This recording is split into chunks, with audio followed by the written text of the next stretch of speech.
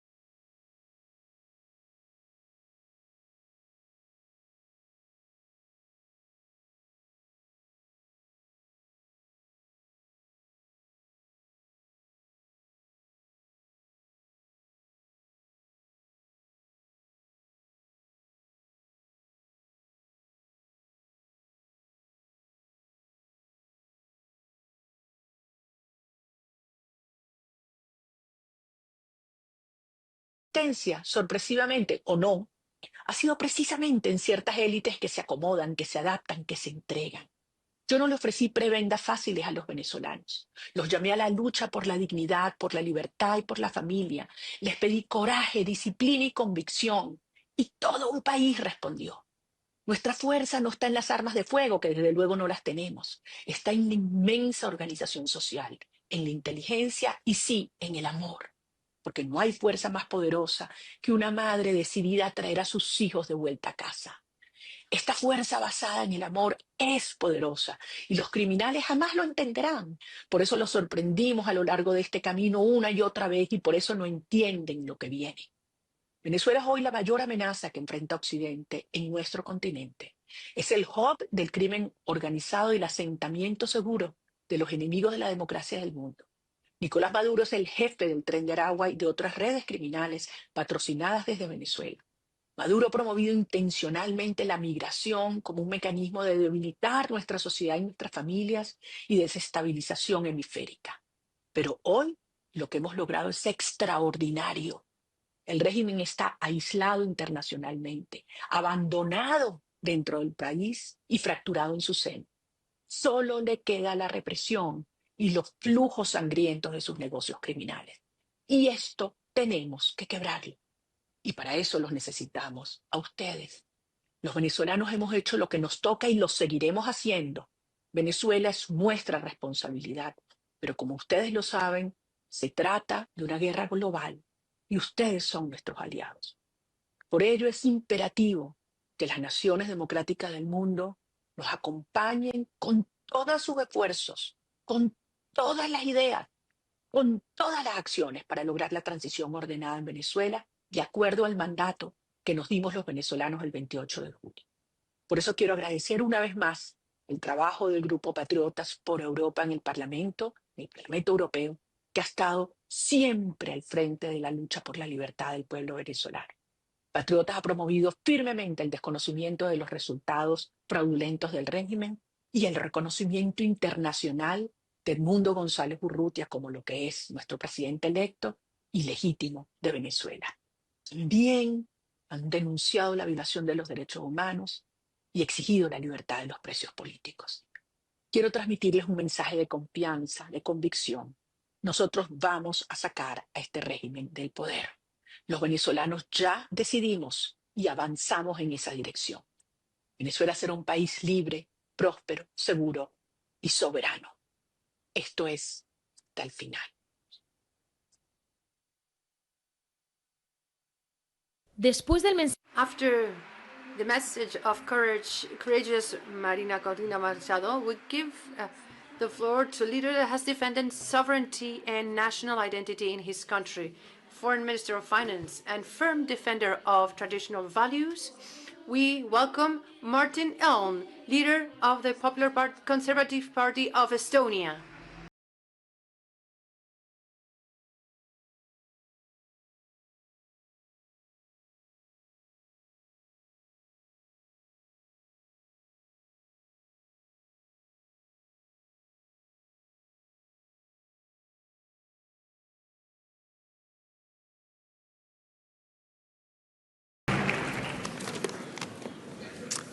Hola, Madrid.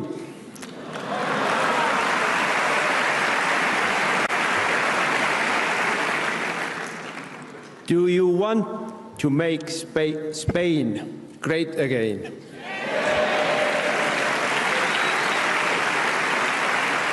Do you want to make Europe great again? Now is the time. We are living in an extraordinary time when we have a rare window of opportunity to leave the path of decline and fundamentally change our countries and our civilization for better. Donald Trump's victory in America has landed a blow right between the eyes of the globalists, and they are confused, in disarray, and panicked. We, patriots, need to act swiftly, with speed, courage, and determination to irreversibly destroy the structures of the far left and liberal fascists who have established and destroyed our identity and our heritage, our prosperity and our security, so that they could damage our Christian civilization and replace it with their sick satanic utopia.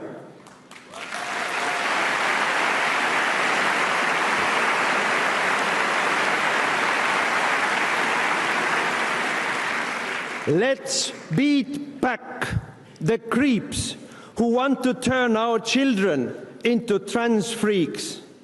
Let's beat back the climate communists who want to end private property, take all of our money and give it to corrupt elites. Let's make irrelevant all the radical left-wing media channels who are destroying freedom.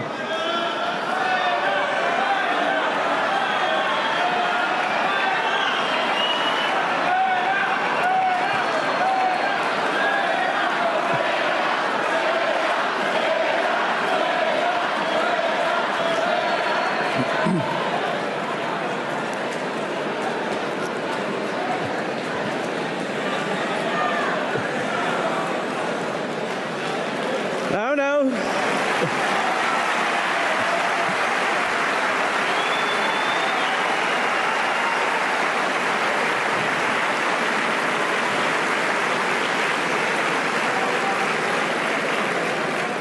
That must have hit the nail. So let's make irrelevant all the radical left-wing media channels who are destroying the freedom of speech and freedom of conscience. Let's destroy them by ignoring them and laughing them out. Instead, let's turn to new media, where we can learn about the world around us as it is, not as the lefty loonies want us to see. Let's turn back the tide of immigrants, willfully invited to Europe by our evil and corrupt elites who hate us, the patriots, so much that they are willing to destroy their own countries because of their hate. No, it is no longer enough to stop them from coming.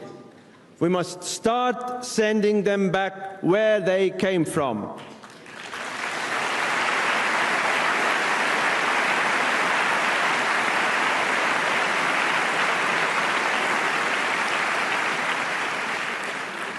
We need to take our countries back.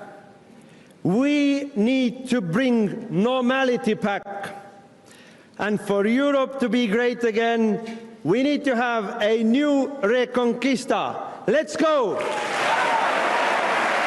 ¡Viva España!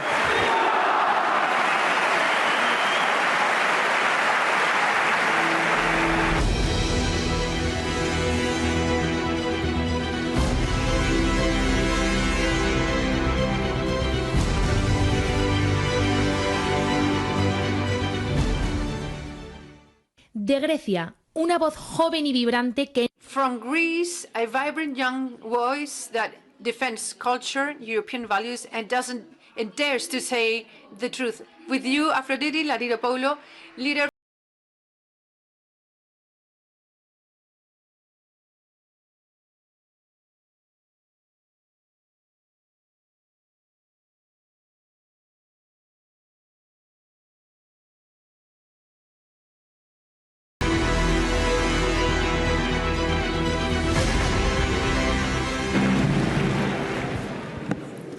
Buenos días, patriotas.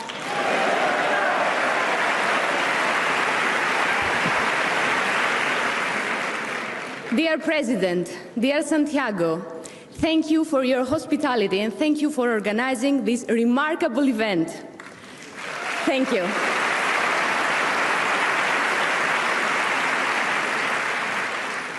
Dear colleagues, I'm truly honored to be here today, surrounded by genuine patriots, people who, despite being demonized and persecuted with fabricated charges, have ultimately been vindicated. If anything, what has led Europe to its current tragic state is the absence of leaders. There is a profound difference between a bureaucrat politician and a leader. As Talleyrand observed, I fear more an army of 100 sheep led by a lion than an army of 100 lions led by a sheep. He was so right. In this day and age, Europe is governed by weak politicians whose only concern is implementing delusional agendas and sacrificing member states' national identities on the altar of a new world order.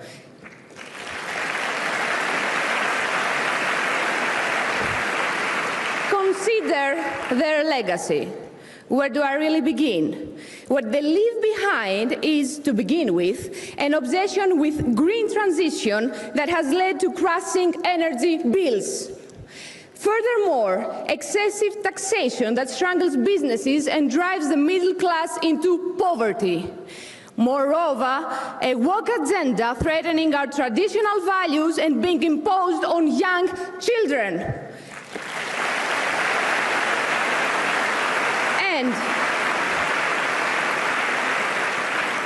And on top of everything else, uncontrolled illegal immigration turning entire cities into ghettos and threatening our safety.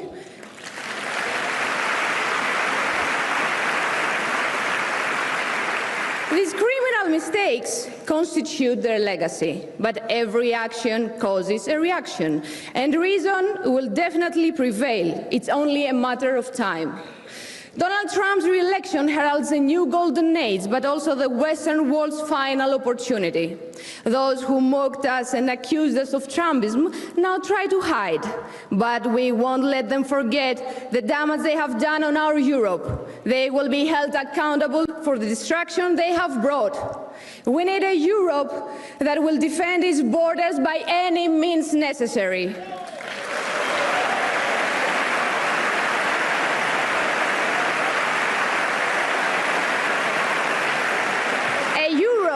That respects its traditions and identity, a Europe that supports its families and businesses, a Europe that embraces its Orthodox heritage and Christian roots.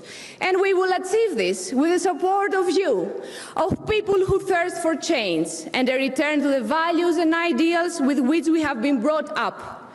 Greece, the cradle of civilization and democracy, faces demographic extinction due to those serving globalization and population replacement through illegal immigration. But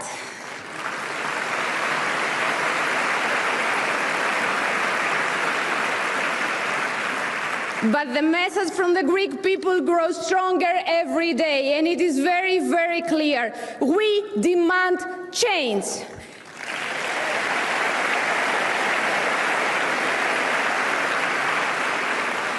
We want our homeland strong. Greece, which stands as Europe's frontier, will rise again stronger. And we will not beg for help, but we will stand tall as we have always done in difficult times. United as we are today and loyal to our commitments and the values we serve, it's time to reclaim our homelands. It's time to become strong nation states, and it's time to make Europe great again. Thank you very much.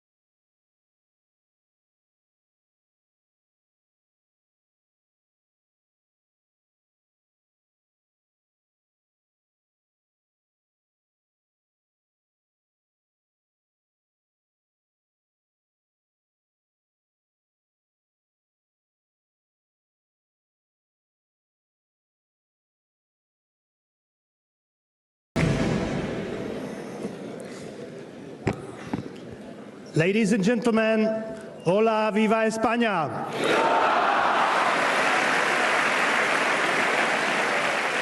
Europe was once a beautiful and powerful continent built on the solid foundations of its cultural heritage.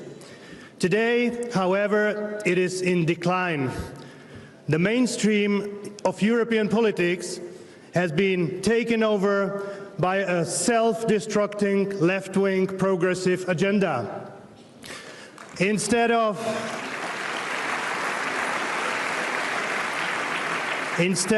a pragmatic approach to solving problems, priority has been given to dysfunctional social experiments that erode traditional values, undermine the economic strength of European countries, worsen security, and attempt to re-educate an entire society.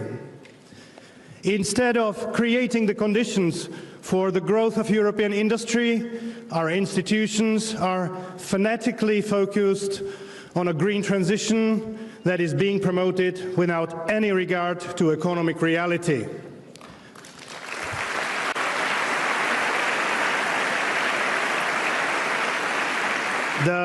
The mass migration of Islamist cultures into Europe, organized by Brussels and its NGOs, is leading to the emergence of parallel societies and daily security threats to millions of peaceful inhabitants of European cities. Spain is lucky to have Santiago that can organize a new Reconquista, as Martin Helme said.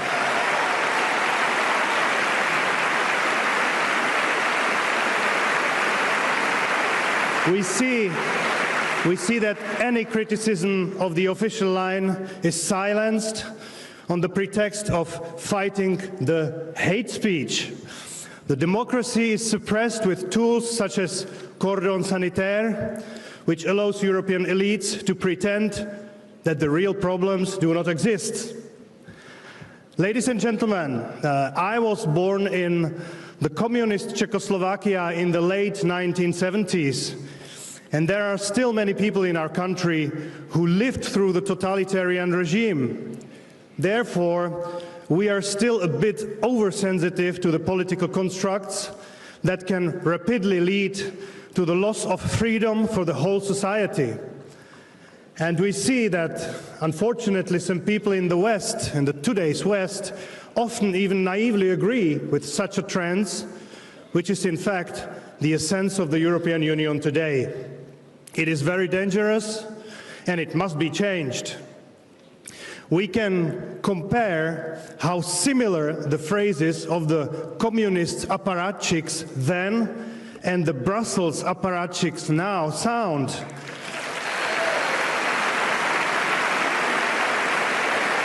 Even they told us then that it was possible to command the wind and the rain. Today, only brown and red have been replaced by the equally dangerous colors of green and rainbow. The rest remains the same.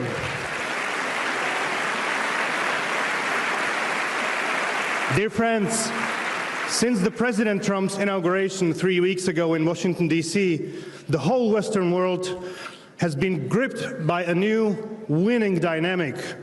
I had the privilege of watching from about 40 meters distance the new US President changing the world by signing one executive order after another.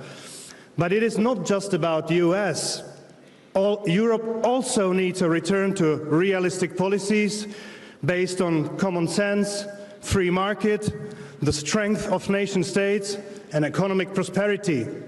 So just as people in America have joined with Republicans to do this, people in Europe need to join with the patriots to do the same here as well. Because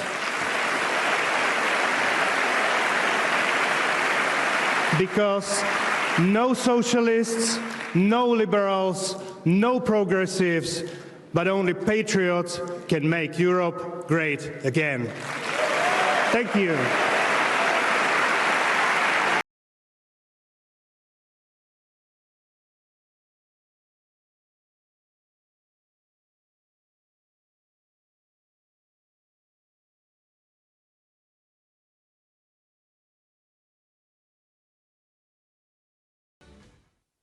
Desde Polonia.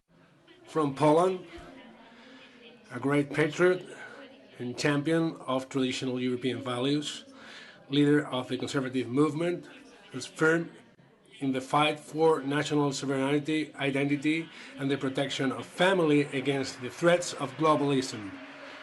I give you Krzysztof Bosak, leader of Konfederacja.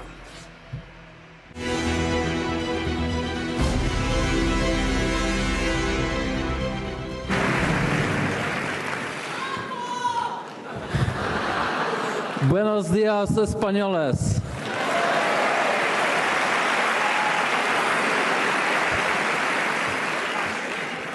Unfortunately, I do not speak Spanish. The rest will be in English.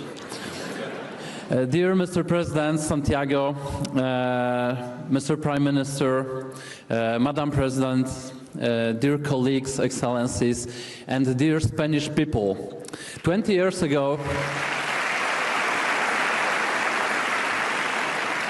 20 years ago, I became youngest member of parliament in Poland. That time I was 23. And that time I was exception in my generation, with my views, with my beliefs, and with my colleagues who also attend this rally here with me.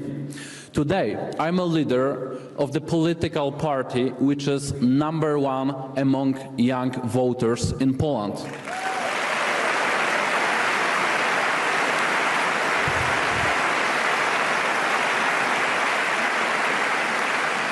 This is the Confederation, Freedom and Independence, the party #1 among young voters, the most right-wing political party in Poland, and a hope for people who do not trust the political elite and want change in Poland.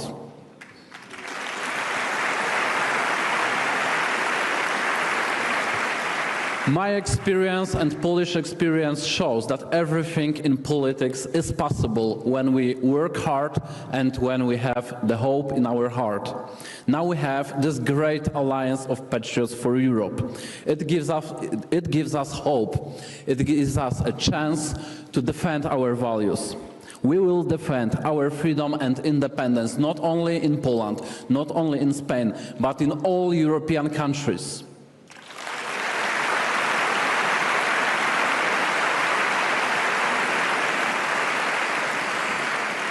We should defend and we will defend Christianity, common sense and traditional values in all European countries.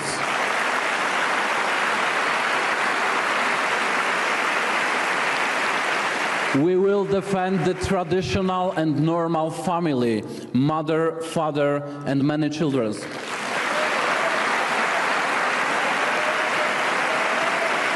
We have to develop our demography. We have to develop. We will reject all this EU nonsense like climate policy, European Green Deal, Migrant Compact and much more.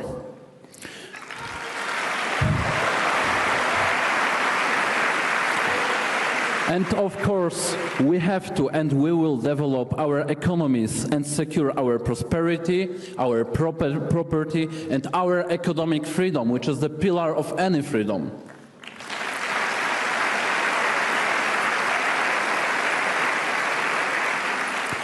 What you do in Spain and what we do in whole Europe, I recognize as a new Reconquista, as my colleague said.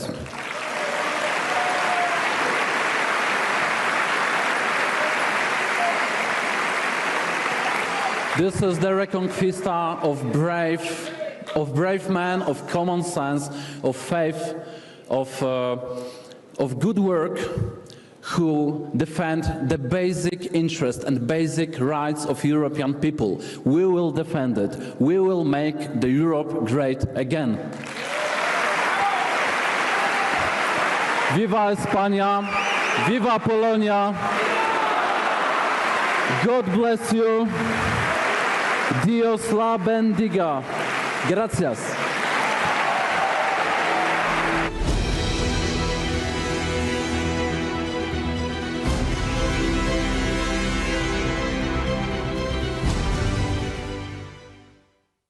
Desde Portugal, un político valiente que ha desafiado el status quo con un mensaje claro. Primero, su nación. Recibamos a André Ventura, líder de Chega.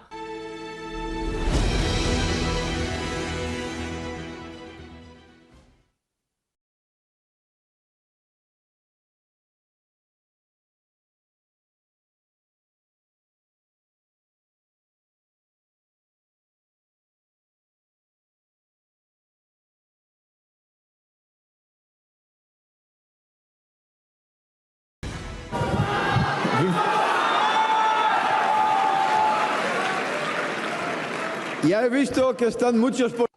I have seen that we have too many friends from Portugal here. This is good. Thanks a lot.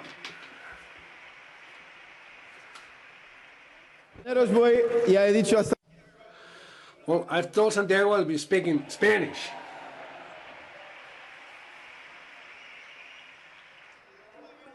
And the last time I've spoken Spanish here in Madrid, since then we have good news.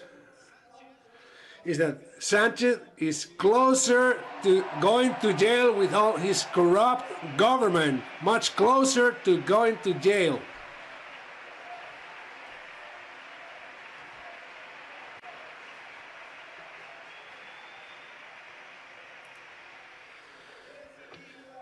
From that day, Santiago is closer to becoming president of the government, and Sanchez is closer to going to jail with all his corrupt government that has destroyed Spain.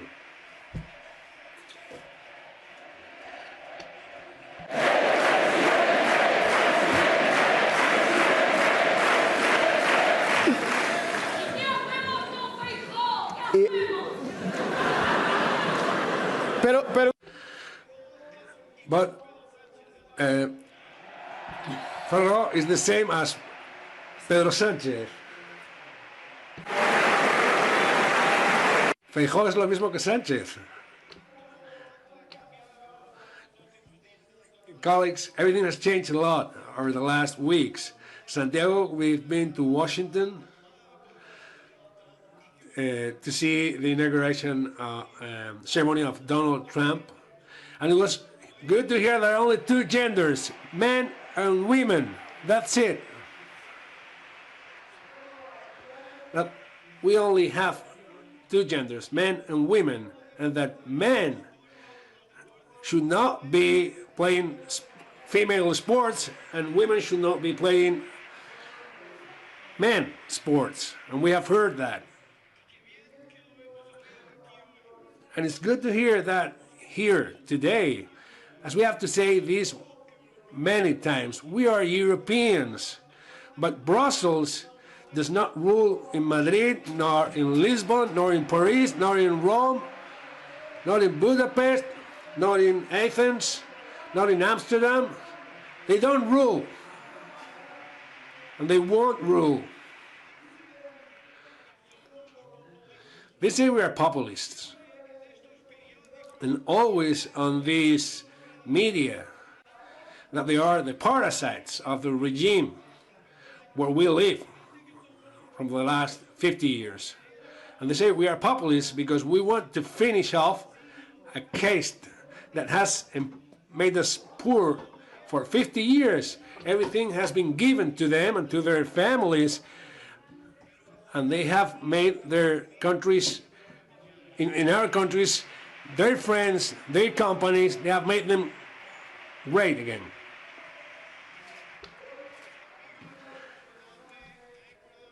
Today, I need to mention a friend of ours, which is Javier Milei, great friend.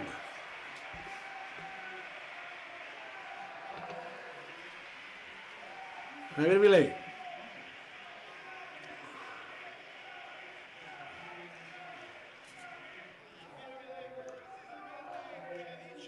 Javier Milei has said a case of parasites that are calling us populists, but all they have done is robbing their peoples for 50 years. This goes for Argentina, Spain, France, Portugal.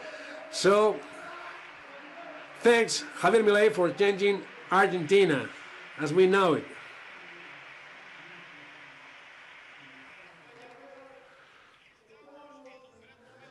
Dear colleagues, we are in a great point at a time for this group of patriots, because in all countries, in all nations, it's been understood that they cannot overcome us with a democratic vote.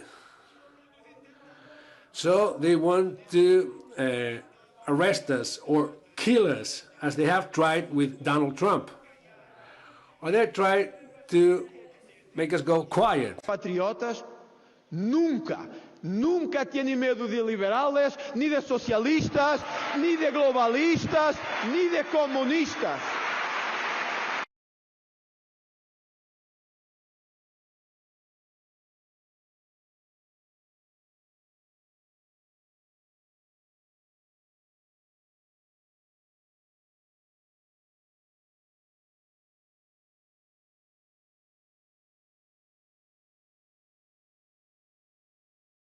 O aprender este año.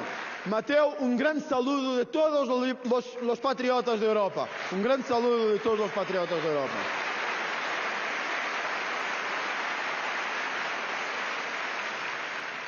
Y Marine, que hagas lo mismo, porque te quieren hacer lo mismo. Se lo hacen a uno de nosotros, nos hacen a todos. Se nos hacen a uno, nos hacen a todos. Tenemos que hacer lo que el presidente Trump nos ha dicho: luchar, luchar y luchar. Cuando estaba ya en el suelo, no ha dicho a su seguridad: levadme de aquí, quiero hundirme, quiero irme. No, se ha erguido y ha dicho a la multitud: fight, fight, fight. Luchen, luchen y luchen. Esta es nuestra mensaje. Esta es nuestra mensaje. No haremos Europa nuevamente grande si hicimos lo mismo que socialistas y socialdemócratas hicieron en Europa por 50 años. No, nos tenemos que decir basta. Basta de ideología de género en las escuelas, en las universidades, en la prensa. Basta de inmigración que viene a nuestros países no para trabajar, mas para decirnos cómo vivir y cómo pueden vivir nuestras mujeres o nuestros niños o nuestras niñas. Basta, basta, basta de una clase política de parásitas que se van enriqueciendo a sí y a sus hijos y nos dejan cada vez más pobres, con cada vez menos dinero para pagar comida, el gas, el petróleo, la habitación y todo aquello que sentimos en nuestro día a día. Amigos, este es un momento de unidad. Y perdonadme hablar de España cuando estamos en una cumbre internacional, pero no podréis cambiar los socialistas por los socialdemócratas o por los populares.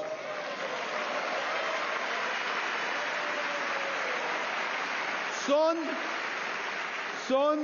lo mismo. Y nosotros lo sentimos en Portugal. Se cambian socialistas por populares. La corrupción es la misma. La voluntad de acoger toda la inmigración es la misma. La tentación liberal y globalista es la misma.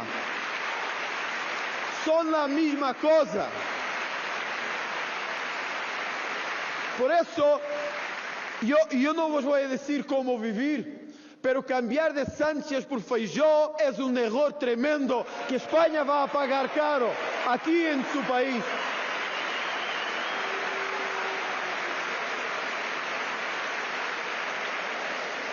Este es el momento de unidad y de cambio. Es un momento de reconquista, no solo en España, pero por toda Europa. Tenemos que reconquistar una Europa que es nuestra y que nos pertenece, de que no tenemos miedo de decir una Europa cristiana, porque esa es la Europa que hemos creado para nosotros y para nuestros hijos. Europa cristiana, de nuestros valores, de nuestros hijos, de nuestros padres.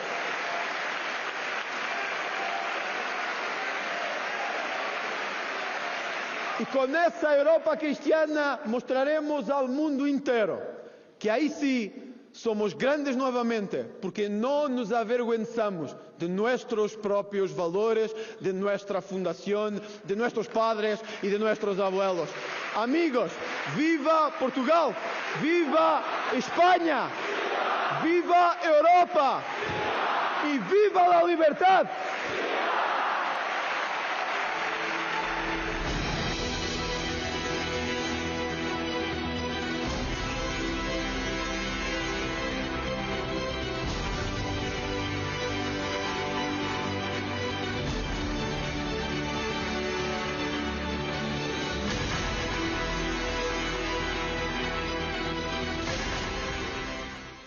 Desde Austria, un político que no teme decir la verdad, un defensor de las libertades y de la soberanía nacional, ganador de las últimas elecciones y muy pronto primer ministro. Demos la bienvenida a Herbert Kickl, líder del Partido de la Libertad de Austria. Sehr geehrte Damen und Herren, liebe Freunde und Mitstreiter, herzliche Grüße aus Wien. Leider kann ich heute nicht persönlich bei Ihnen in Madrid sein. Ich bedauere das sehr. Zunächst möchte ich mich herzlich bei unseren spanischen Gastgebern bedanken, deren Gastfreundschaft und Engagement für unsere gemeinsame Sache bewundernswert und wegweisend sind. In Österreich ist die Regierungsbildung in vollem Gange. Die letzten Wahlergebnisse haben eines deutlich gemacht. Die Bürger unseres Landes wollen eine Veränderung, eine Politik, die sich einzig und allein mit den Interessen des eigenen Volkes identifiziert und an ihnen orientiert. Und genau dafür stehen wir. Diesen Wandel erleben wir nicht nur in Österreich. Überall in Europa sehen wir, das patriotische Lager wächst, von Madrid bis Budapest, von Rom bis Paris. Überall erheben sich Menschen gegen die Bevormundung durch die EU-Zentralisten und linken Ideologen. 2025 wird ein entscheidendes Jahr für alle Patrioten in Europa. Hier in Madrid haben sich heute starke patriotische Kräfte versammelt. Eine Allianz der Vernunft, die als Fundament für zukünftige Kooperationen und Freundschaften in Europa dienen wird. Unsere Bewegung ist nicht aufzuhalten. Gemeinsam werden wir den Weg für ein Europa der freien Vaterländer ebnen. Ein Europa, das auf Tradition, Identität und Souveränität baut. Lasst uns an einem Strang ziehen und unser gemeinsames Ziel verwirklichen. Make Europe great again. Exministro de la República Checa y líder de una alternativa real al globalismo. Un hombre que ha demostrado que es posible ganar con sentido común. Con nosotros, Andrzej Babis, líder de la Acción de Ciudadanos Insatisfechos.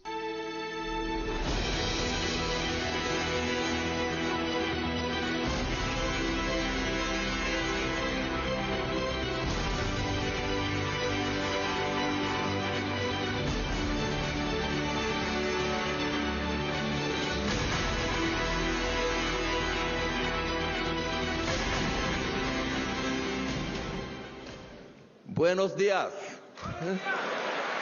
Viva España.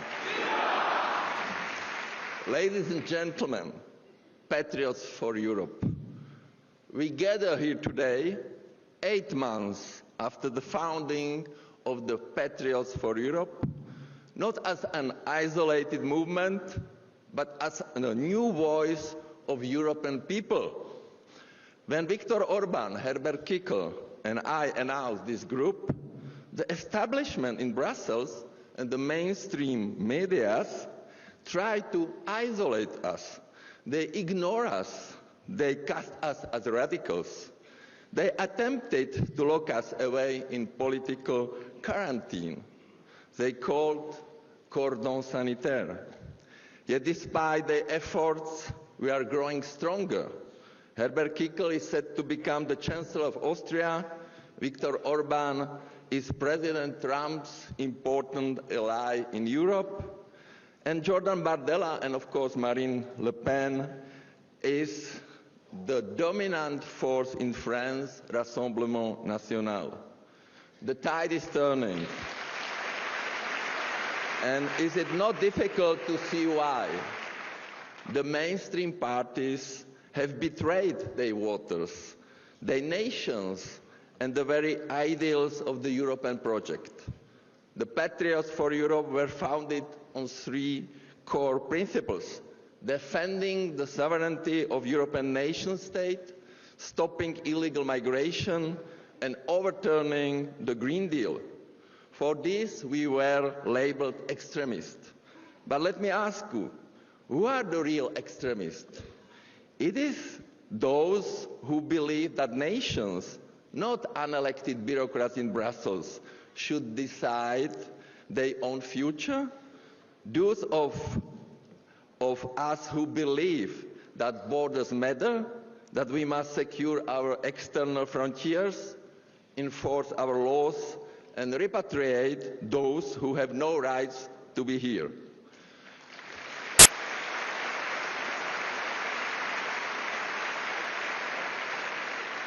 Those of us who believe that energy security and strong industrial base and economic freedom are the foundation of prosperity? Or is it those who surrender national sovereignty to EU technocrats? Those who fling open the gates to illegal migration, erase borders, and undermine the safety of their own citizens? Those who push policies that cripple European industry, dry up energy prices, and make our economies weak and dependent on foreign powers? It is time to look truth in the eye. The Green Deal is dead, not reformable, not improvable, dead. And yet in Brussels they pretend as if nothing has changed. Ursula von der Leyen, Olaf Scholz, and the entire EU leadership refuse to acknowledge reality. They continue pushing the Green Deal ideology, as if European industry is not shutting down and moving overseas, as if millions of families are not struggling with energy poverty, as if Europe's economic power is not collapsing before our eyes. They ignore economics, they ignore physics, but most of all they ignore the European people. They tell us Europe will be more competitive, while they impose regulations that strangle businesses. They talk about the just transition, but their policies first destroy industries, then offer subsidies to fix the damage they caused.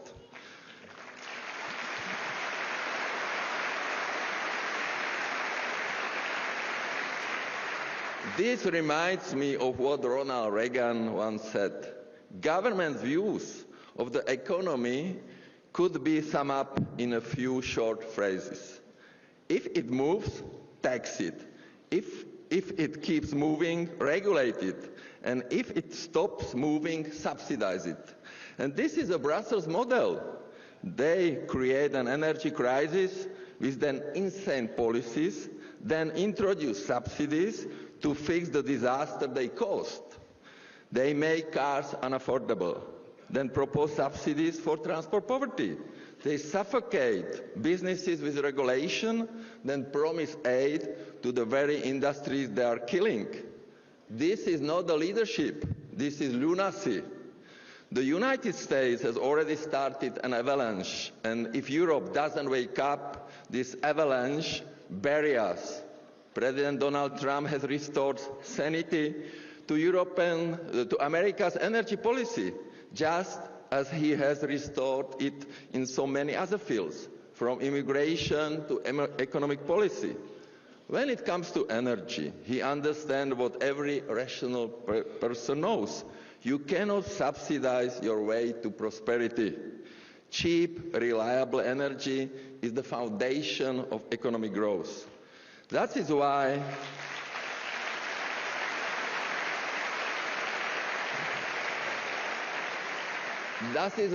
the United States is returning to oil, gas, coal, and nuclear power. Thus, meanwhile, Brussels and Berlin are leading us down a road that ends in blackouts and economic collapses. Look at Germany, a warning to us all. They shut down their nuclear power plants. They banned coal. They got rid of natural gas. They bet everything on wind and solar. And what happened?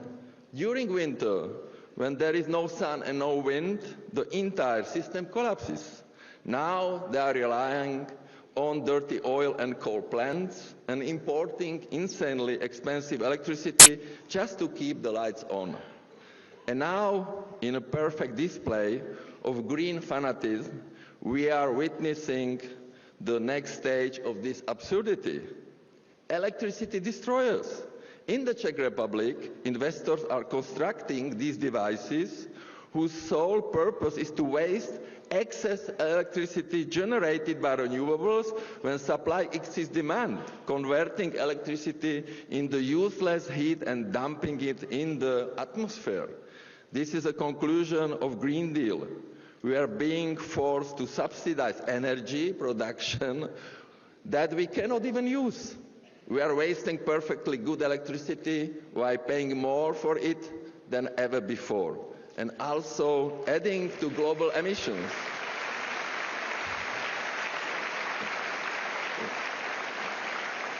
This is not a policy, this is idiocy. We want them, I want them, at the COP26 summit in Glasgow in November 2021. November 2021. I stood before world leaders and said this clearly.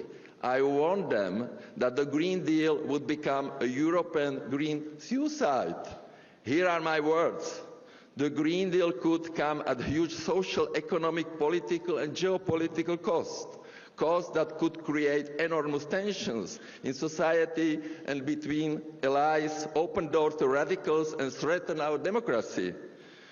The Green Deal could be responsible for the loss of competitiveness of the EU and impoverishment of families, rising unemployment, astronomical energy prices, the disintegration of industry, and in the end, the destruction of the environment it seeks to protect. The Green Deal simply wants too much, too soon, and at any cost. It was in November 2021. But I was ignored. No one listened. Now, 3 years later, everything I said is coming true. Energy prices have skyrocketed. European industry is crumbling. Households are struggling to pay their bills. And what is Brussels doing? Instead of admitting their failure, they come up with yet not another useless plan, they so-called EU Competitiveness Compass. Another grand initiative, another empty document that will never be implemented. This is no longer a debate about climate. This is a fight for survival, a fight for our energy security, our industry, our prosperity, a fight for Europe itself.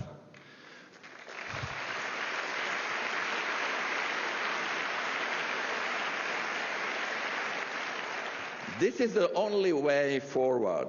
Scrap the Green Deal, not revise it, not delay it, abolish it. The Green Deal must be destroyed entirely.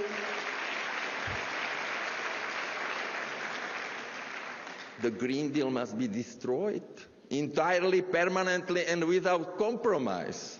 The establishment in Brussels will not stop. They will not change course. They will push forward, no matter the cost. So it is up to us. This is our moment. We owe it to our parents who built this continent. We owe it to our children who deserve a future of prosperity, not poverty. We owe it to Europe itself, a Europe of sovereign nations, strong economies, and proud people. We will fight. We will not back down, and we will win.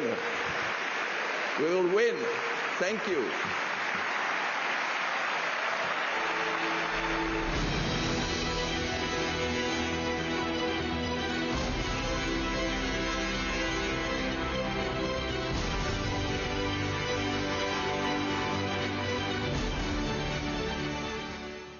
Desde los Países Bajos, una de las voces más firmes en la defensa de la identidad europea, la seguridad y la libertad de expresión.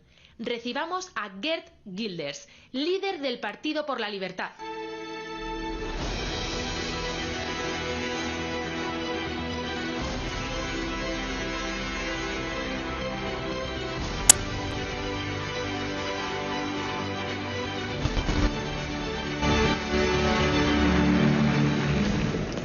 Hola España.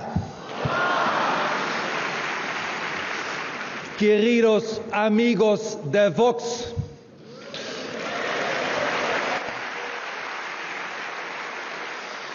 ¿Están todos bien? ¡Viva España!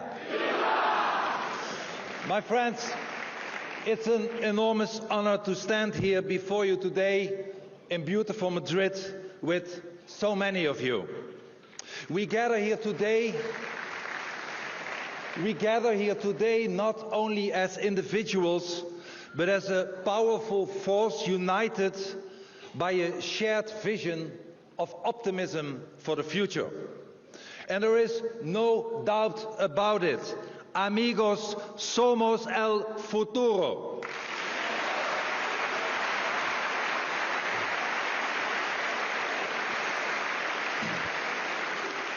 The world is changing rapidly before our eyes, and we are at the forefront of this transformation.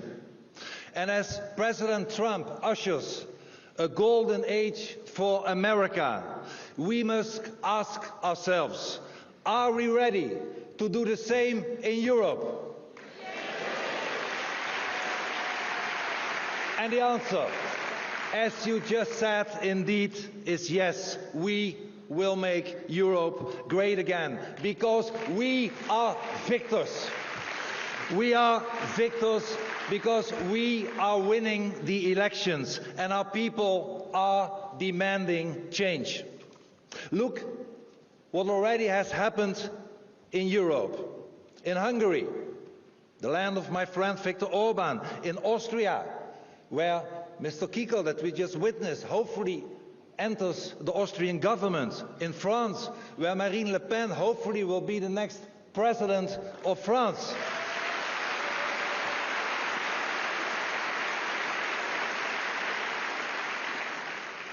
In Italy, where Lega and Matteo Salvini is governing. Yes, in Holland, the Netherlands, my own country, where my party is #1 in parliament and in government.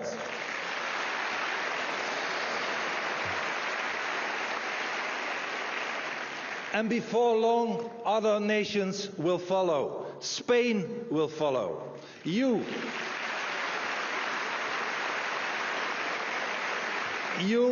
VOX, I am sure victory is waiting for you. And it is clear that one day soon, VOX will not only the biggest party in the Cortes Generales, but my good friend Santiago Escabal will be the new Prime Minister of Spain.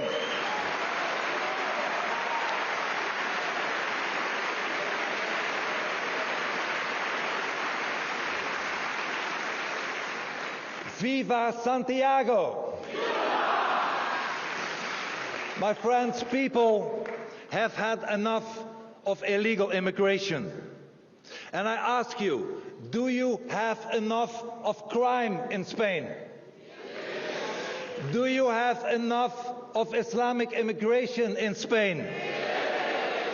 Do you have enough of woke insanity in Spain? And if you have enough, then what should we do? We should win the elections in all our respective countries. And you will. VOX will win the elections.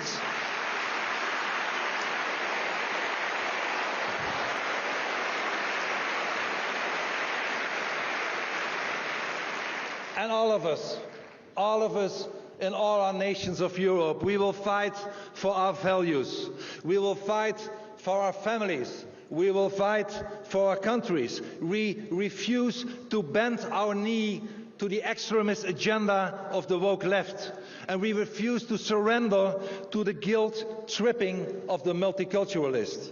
And are we united in this, Spain? People,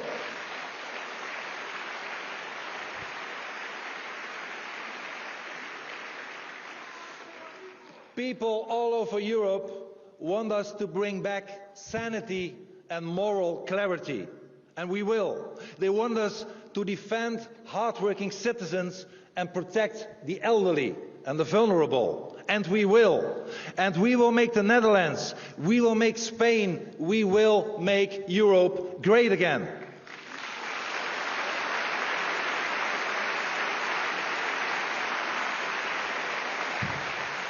And my friends, that means that the old regimes are going to fall. We are living in an historic age. And my message to all the old leaders, from Macron to Scholz, to your old Pedro Sanchez, is your time is over now.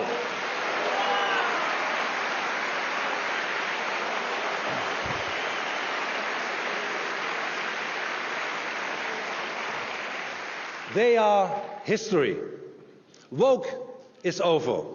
Multiculturalism And mass immigration has proven to be a total failure. And while the leftish liberal intellectuals may refuse to acknowledge this reality, the majority of the Europeans are very clear in what they want. They want secure borders. They want an end to mass immigration. They want us to expel illegal aliens and criminals from our countries.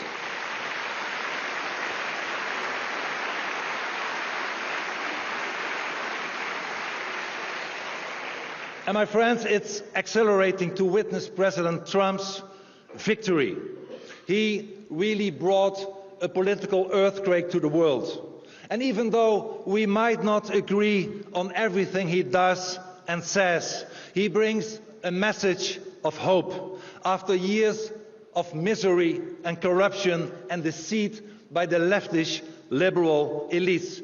President Trump, to us, is like a brother in arms.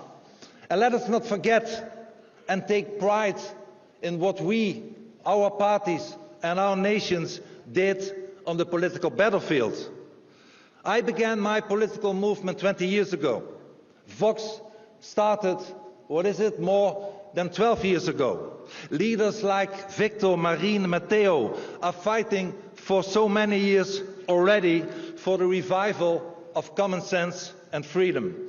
And all you, my friends, all of you, gathered with thousands here today, deserve our respect. Our success is a testament to your dedication and your loyalty. So may I please ask, as a thank you, an applause for yourself.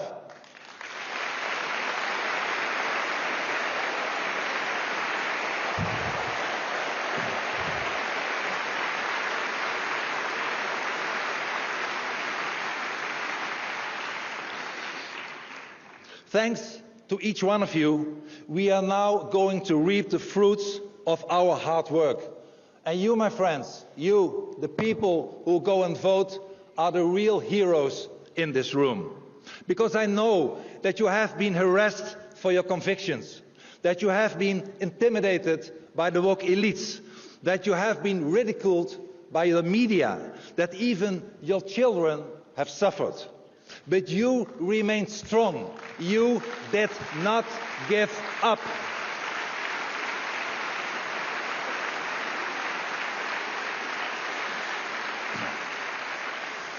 And for not giving up, I thank you, amigos y amigas. I am so proud to stand before you. You are the pride and you are the best of Spain, the heirs of El Cid and indeed the valiant knights of the Reconquista.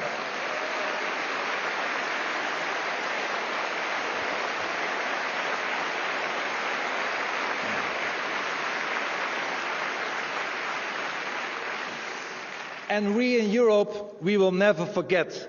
The valiant knights of the Reconquista were the first to turn the tide of history. You were the first who rolled back Islam and restored the rich heritage of Christianity in your country.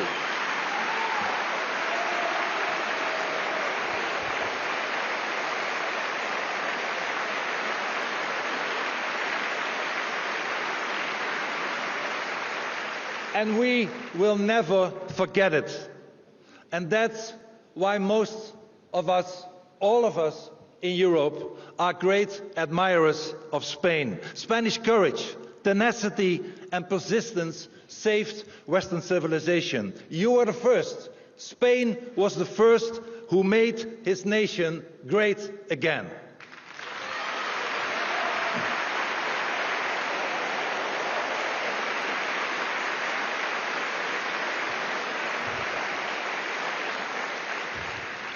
And my friends, never forget.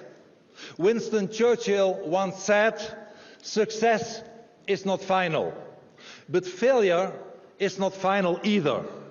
It is the courage to continue that counts."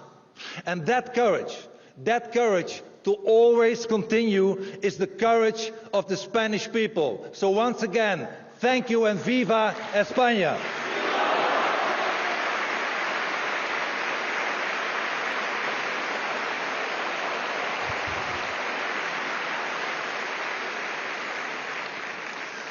My friends, today the tectonic plates of politics are shifting towards us, towards a reassertion of the nation state and national sovereignty and the preservation of our own identity and culture. And as I said, the battle has been hard, and we had to sacrifice much for telling the truth. I myself have been living under Islamic fatwas and death threats and 24/7 police protection for over 2 decades now, only for speaking the truth about Islam.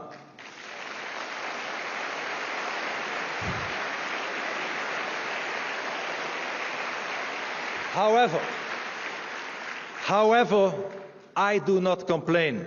We do not complain, because all of us, we are servants of the truth. Long live the truth. Long live freedom in our nations. And my friends, we must remain strong.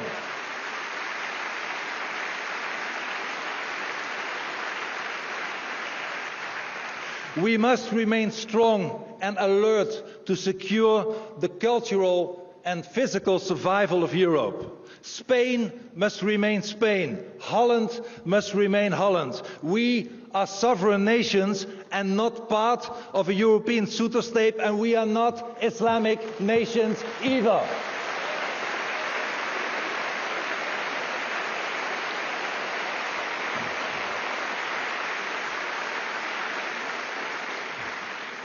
We cherish freedom. We cherish our own cultural identity. And that's why it's important. And it has been said here today before, but I repeat it, and I hope you agree with me. There are, in our culture, only 2 genders, a man and a woman, and nothing else.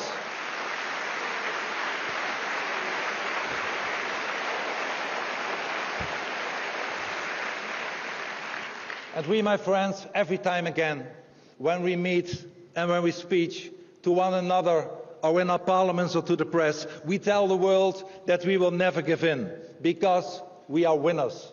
Never forget, we are the winners, and we are comrades.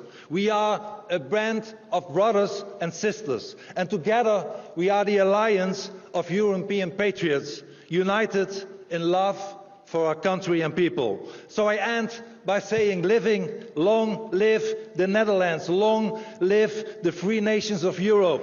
Viva España!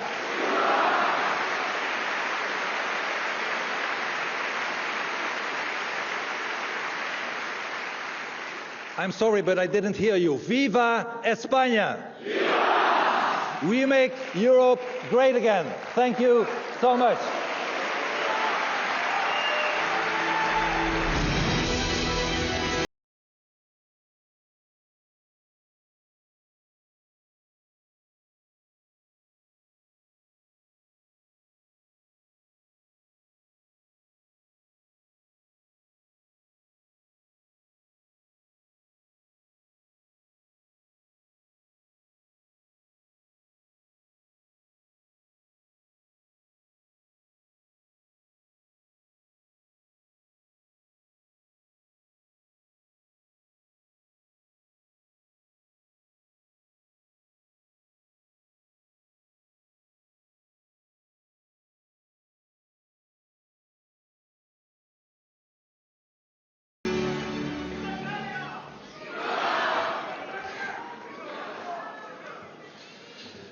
Gracias. Perdonen por mi pronunciación, pero lo intento.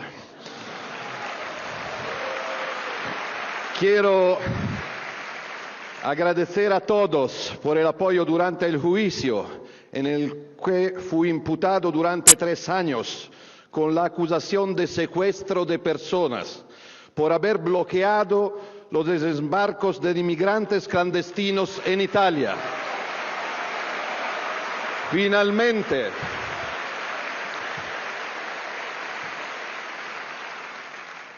that's right, Santiago. Finalmente en diciembre fui absuelto, ha ganado el derecho a defender las fronteras de la invasión, hemos ganado nosotros. Han perdido Pedro Sánchez, y la ONG de izquierda, a quienes enviamos un cariñoso saludo desde esta multitud en Madrid. No. Bye bye Pedro, bye bye Open Arms, viva la libertad. Grazie per l'invito, per l'opportunità di essere qui oggi in questa splendida Madrid per ragionare di futuro, di libertà, di sicurezza, di valori cristiani e di cambiamento. Sono qui da cittadino italiano che crede fermamente in un'Europa diversa, un'Europa dei popoli, delle nazioni e delle identità. Oggi viviamo un momento storico cruciale. Il mondo sta cambiando rapidamente e va nella direzione che molti di noi fin dal 2014 avevano tracciato. 2014 quando insieme a pochi visionari abbiamo creato, non senza difficoltà, il primo nucleo di patrioti. L'Europa, vittima dell'incompetenza di chi l'ha governata negli ultimi anni, si trova oggi in estrema difficoltà a dover affrontare sfide come la crisi energetica, l'inflazione, le guerre, l'immigrazione incontrollata e il declino economico. Eppure, invece di agire concretamente, le istituzioni europee, in primis la Commissione guidata da Ursula von der Leyen, continuano a fare errori senza ammettere le proprie colpe. Quante volte in questi anni di fronte a crisi avete sentito il ritornello "ci vuole più Europa"? Quante volte di fronte al fallimento di questa più Europa ci siamo sentiti rispondere che non ha funzionato Bruxelles perché non abbiamo ceduto abbastanza sovranità ai burocrati di Bruxelles? Beh, amici, è giunto il momento di dire basta a questa presa in giro, è il momento di dire basta a chi vuole toglierci la libertà di decidere cosa mangiare, che auto guidare, cosa fare in casa nostra. È giunto il momento di poter esprimere liberamente le nostre opinioni. È ora di smettere di finanziare organismi sovranazionali. Penso all'Organizzazione Mondiale della Sanità, che difendono gli interessi delle multinazionali e non dei cittadini. È ora di mettere in discussione realtà come la Corte Penale Internazionale, che mettono sullo stesso piano i terroristi islamici di Hamas e un premier democraticamente eletto come Bibi Netanyahu. Negli anni ci hanno dato dei fascisti, dei nazisti, dei razzisti, hanno cambiato le regole del gioco per cancellarci, ma siamo ancora qua più forti che mai. E sapete perché?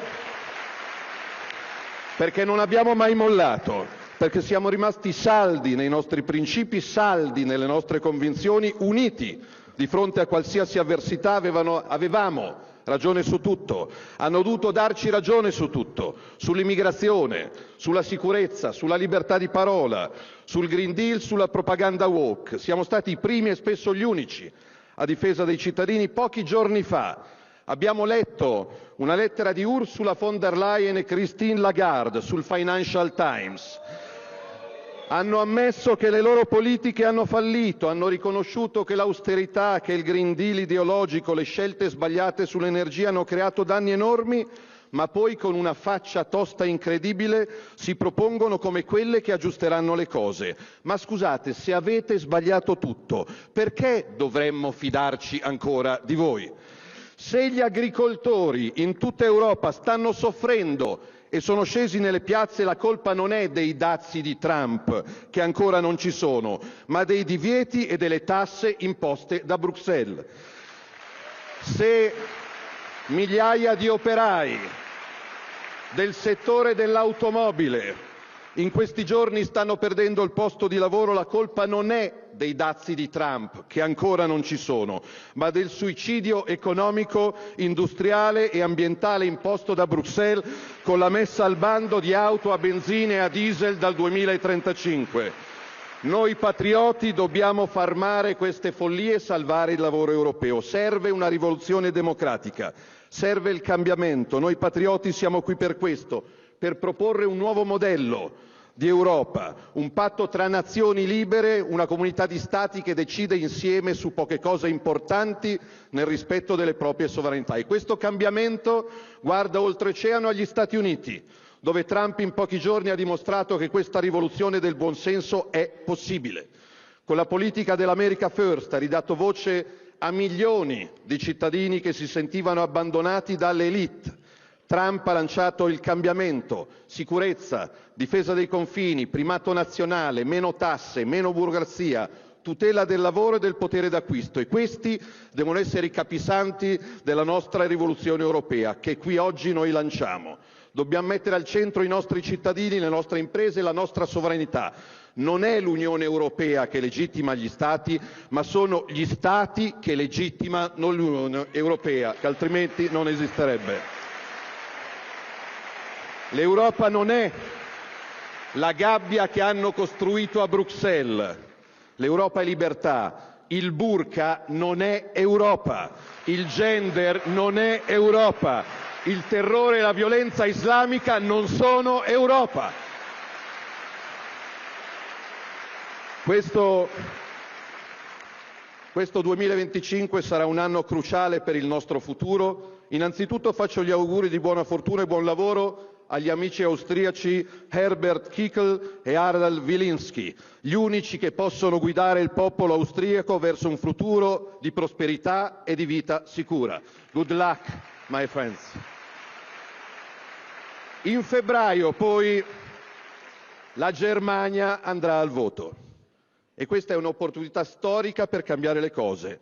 Il motore di Europa che si è fermato di fronte al governo più disastroso del dopoguerra, un mix letale di sinistra e di verdi che ha portato la Germania al declino e con lei l'Unione Europea intera. E pensate che ancora ieri Scholz, quel genio di Scholz, invece di preoccuparsi di salvare le fabbriche che chiudono, ha chiesto l'invio di truppe NATO per difendere la Groenlandia.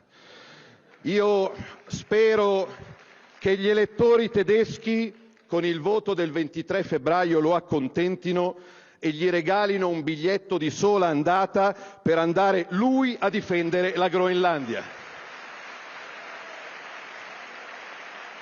A maggio, povera Groenlandia. A maggio ci saranno le elezioni presidenziali in Romania, dove qualche mese fa abbiamo assistito a un vergognoso abuso perpetrato da coloro che oggi in Unione Europea si professano i difensori della democrazia, elezioni annullate a urne aperte perché i candidati mainstream avevano perso tutti, uno scempio che ci riporta indietro di 40 anni agli anni bui del comunismo. Altro appuntamento fondamentale sarà in Repubblica Ceca. Le elezioni in Repubblica Ceca che spero riporteranno il nostro amico e alleato Babiš al potere. Italia, Paesi Bassi, Austria, Ungheria, presto Repubblica Ceca, con vista al 2027 dove aspettiamo Marine Le Pen alla guida della Francia. Siamo destinati a governare. Siamo destinati a essere protagonisti della rinascita di questo continente. Sosteniamo le forze patriottiche in Germania, in Europa e in tutto il mondo. Lavoriamo insieme a loro per costruire un avvenire diverso, più giusto e più prospero. Dobbiamo unire le forze, senza pregiudizi, senza divisioni inutili. I patrioti europei hanno il dovere di presentarsi compatti, con un progetto chiaro e condiviso. Meno Europa, più libertà. Meno Europa, più libertà. Lo stesso appello nel nome della collaborazione e del cambiamento dobbiamo farlo agli amici del Partito Popolare Europeo. Dovete finalmente scegliere, vi chiediamo la visione e il coraggio di smettere di collaborare coi socialisti e con la sinistra a Bruxelles e in troppi paesi europei, in Spagna, in Austria, in Germania e in altri paesi. I popolari devono scegliere fra un passato disastroso e un futuro di cambiamento. I popolari devono scegliere fra il passato di Soros e il futuro di Elon Musk. Noi abbiamo scelto. Vado a chiudere. Uno dei temi più importanti su cui concentrarci è appunto la difesa della libertà di opinione e di parola. È incredibile che nel 2025 ci troviamo ancora a dover lottare per un diritto così fondamentale, ma purtroppo quello che sta accadendo in Europa è allarmante. Con le ultime notizie che parlano di decine di milioni di euro di finanziamenti occulti a giornali, televisioni, NGO, che poi ci danno lezioni di democrazia a Madrid, a Bruxelles, a Parigi e a Roma. Che si vergognino questi signori, restituiscano tutti i soldi che hanno intascato per censurare, nascondere e cancellare la verità. La libertà di parola è sacra e la difenderemo con tutte le nostre forze. Un ultimo tema centrale per noi è la pace. Noi vogliamo un'Europa che sia un ponte per la pace, non un campo di battaglia. Noi vogliamo un'Europa che dialoghi con tutti, che cerchi soluzioni, che non si pieghi ai diktat di chi vuole solo vendere armi e alimentare nuove guerre per interesse economico. La pace è un valore non negoziabile. Cari amici, il momento è adesso e non possiamo più aspettare. L'Europa sta vivendo una crisi profonda e solo noi, patrioti per l'Europa, abbiamo il coraggio e la visione per cambiare le cose. Abbiamo il dovere di unire le forze, di lavorare insieme, di costruire un'alternativa credibile a questa Europa fallita. Il 2025 sarà l'anno della svolta, sarà l'anno della riconquista, sarà l'anno in cui i patrioti dimostreranno di essere pronti a governare e di avere un progetto chiaro.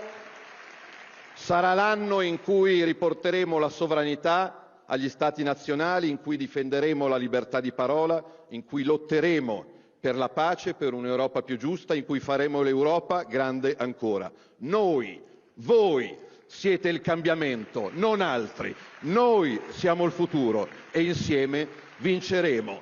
Viva Spagna, viva Italia e viva i patrioti europei!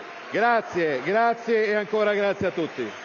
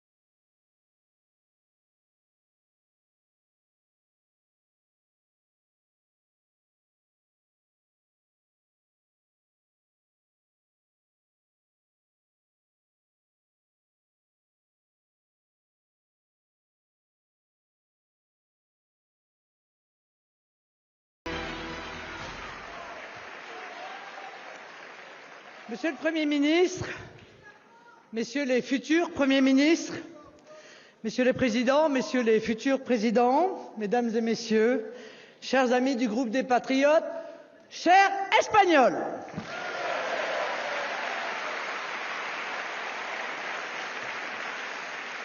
nous nous retrouvons dans cette merveilleuse ville de Madrid au moment où le monde et l'Europe vivent une accélération de l'histoire.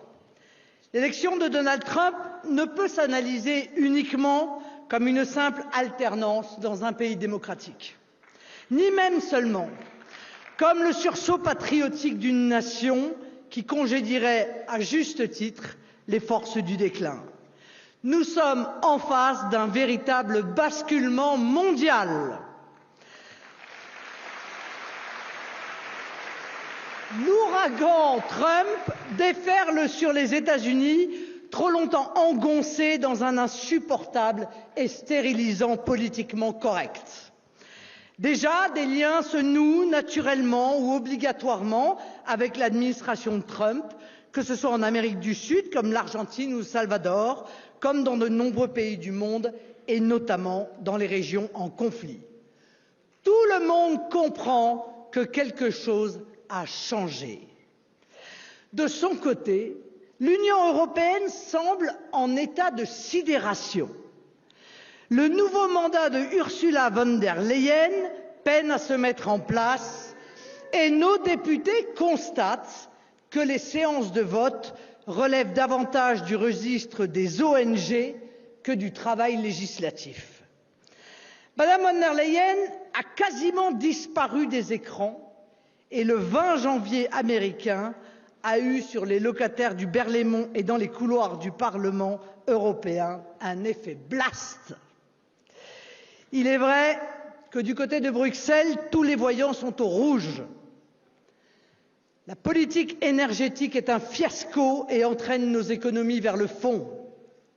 La politique migratoire échappe à tout contrôle et le puits sans fond de l'immigration vide nos caisses et remplit nos prisons. Les industriels en arrivent à se révolter ouvertement contre les oukases absurdes et suicidaires du Green Deal. Les jacqueries paysannes couvent dans tous nos pays. Les postures diplomatiques ou guerrières inconsidérées de l'Union européenne qui apparaissent comme des moulinets dans le vide, ridicules et dangereux pour la paix du monde, sont fatales pour l'influence des nations européennes sur la scène internationale. Même le PPE commence à douter du dogme d'infaillibilité de sa Commission et les grands patrons allemands comme français, pourtant habituellement si conciliants, ne cachent plus leur exaspération. Aujourd'hui est en train de s'imposer un clivage que nous avons théorisé en France depuis longtemps et qui fut en France le socle de notre campagne européenne victorieuse, la puissance contre la décroissance. En réalité, c'est nous, patriotes des nations d'Europe, qui avions raison. Nous avions raison quand, dès 2019, nous n'avons pas voulu nous plier à l'injonction quasi religieuse du Green Deal imposée par les Verts allemands à toute l'Europe. C'est nous qui avions raison. Nous avions raison quand nous avons refusé la logique du pacte des migrations, qui est un projet de submersion démographique programmée de l'Europe. C'est nous qui avions raison quand nous n'avons pas voulu réduire l'Europe à un grand marché, mais considérer notre vision continentale comme une communauté d'histoire et de civilisation, comme un espace de coopération fraternelle entre nos peuples, une entité de coordination et d'action respectueuse de chacun et fructueuse pour tous.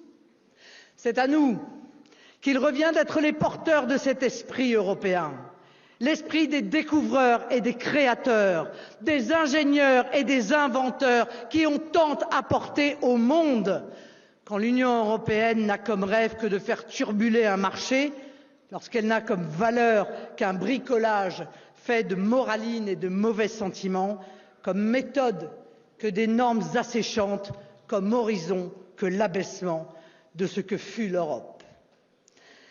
Lors du dernier mandat, l'Union européenne a fait rentrer nos pays dans une triple décroissance. Une décroissance énergétique, c'est par exemple le refus idéologique du nucléaire. Une décroissance industrielle, c'est l'interdiction des moteurs thermiques. Une décroissance agricole, c'est la réduction des rendements et des surfaces cultivées, et celle volontaire et même autoritaire de nos cheptels.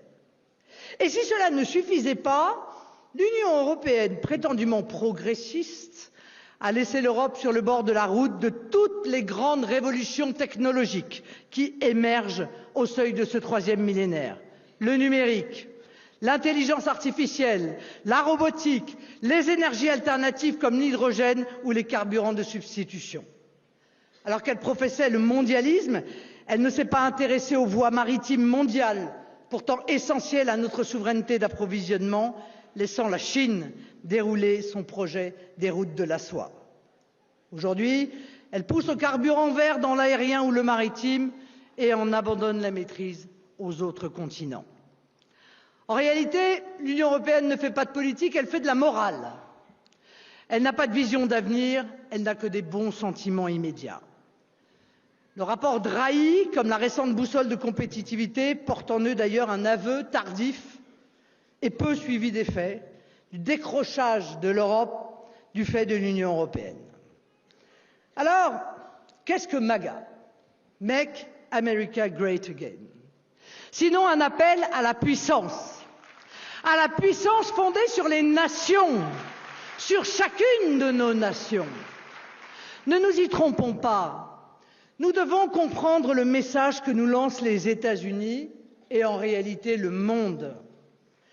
MAGA, qui se présente aujourd'hui comme le cri de ralliement de ces Américains, à nouveau fiers de leur pays et sûrs d'eux-mêmes, s'interprète pour nous, Européens, comme un défi de puissance. C'est un avertissement solennel à l'Union européenne, sommée de revoir son logiciel décroissantiste et parce que c'est l'un des facteurs de notre effondrement, son projet immigrationniste. Mais cette citadelle mentale qu'est l'Union européenne, enfermée dans ses immeubles de verre et percluse dans son idéologie mondialiste, en est-elle seulement capable? Au moment où le centre de gravité du monde semble s'éloigner de l'Europe, les Américains nous disent amicalement « Soyez forts et pour cela, soyez vous-même. Refusez la repentance, la mauvaise conscience qu'instillent les wokistes et les défaitistes. Détournez-vous du fatalisme et de toute résignation. Cultivez au mieux les qualités qui sommeillent en vous pour donner à vos peuples, vos pays, votre civilisation et au monde le meilleur de vous-même.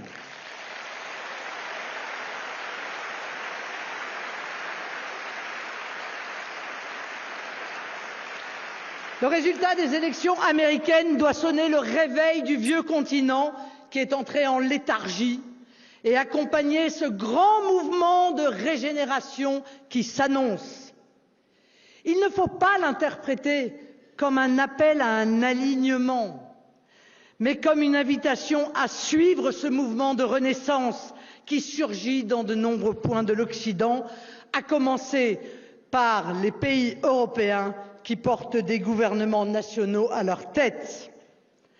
En fait, mes amis, ce défi de puissance qui nous est proposé est en réalité simplement une exhortation à l'existence. Existence dans le monde qui vient, dans l'histoire qui s'écrit.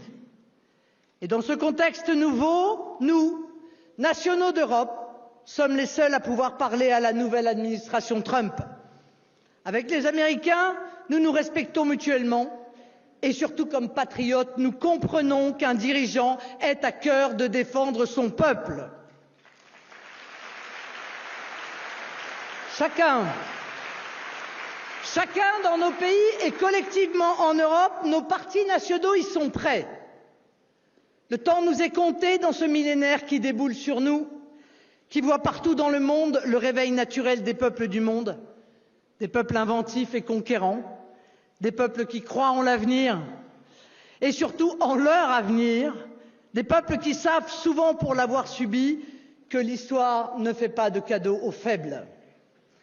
À nous, Européens, l'histoire nous enseigne que ce n'est pas l'Europe qui a généré la puissance, mais les nations qui la composent. Cette puissance intellectuelle, scientifique, artistique, technologique qui fut la marque de notre continent est issue du génie de chacun de nos peuples et non d'une structure technocratique froide et castratrice. Goethe en Allemagne, Hugo en France, Shakespeare en Grande-Bretagne, Léonard de Vinci en Italie, Cervantes en Espagne, Rembrandt aux Pays-Bas, Mozart en Autriche, Chopin en Pologne. Ils ne doivent leur prodige qu'au creuset culturel et national qui les a vus naître et qui ont fait d'eux ce qu'ils ont été. Il n'y a pas de peuple européen qui n'ait pas enfanté des génies dont l'intelligence n'ait éclairé le monde et servi la puissance et la renommée de l'Europe. Le rayonnement de l'Europe n'est pas un hasard historique, mais la floraison logique dès lors que la diversité culturelle peut s'y exprimer librement et je dirais naturellement. L'Union européenne, elle, est une pompe qui fonctionne à l'envers.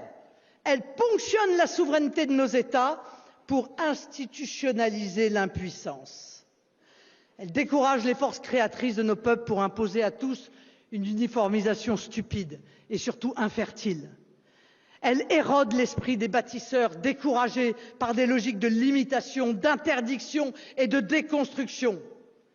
Au bout du tunnel, nous voyons poindre la lumière, celle qui éclaire nos opinions publiques de plus en plus acquises à l'idée d'un sursaut, un sursaut de vitalité, c'est-à-dire un sursaut de vie.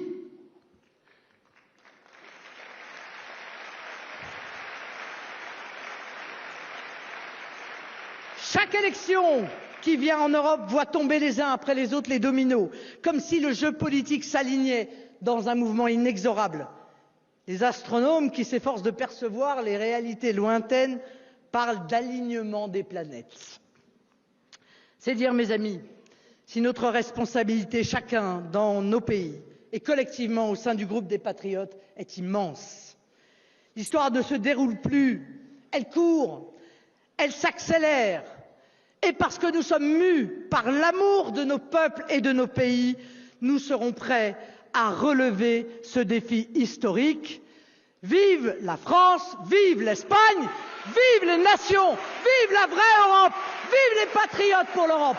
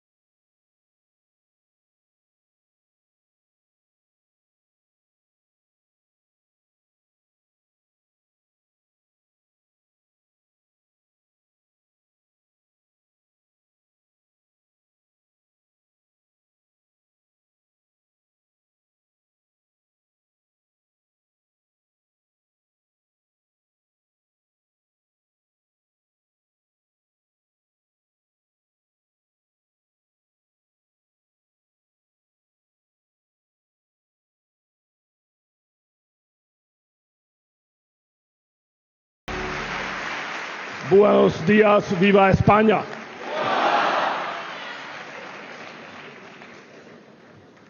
Dear friends, prior to my speech, may I have a personal remark, especially to you, Santiago. Antes de empezar mi discurso, unas palabras de agradecimiento especialmente a Santiago. With the biggest possible modesty, may I say that I am serving as Prime Minister for 19 years.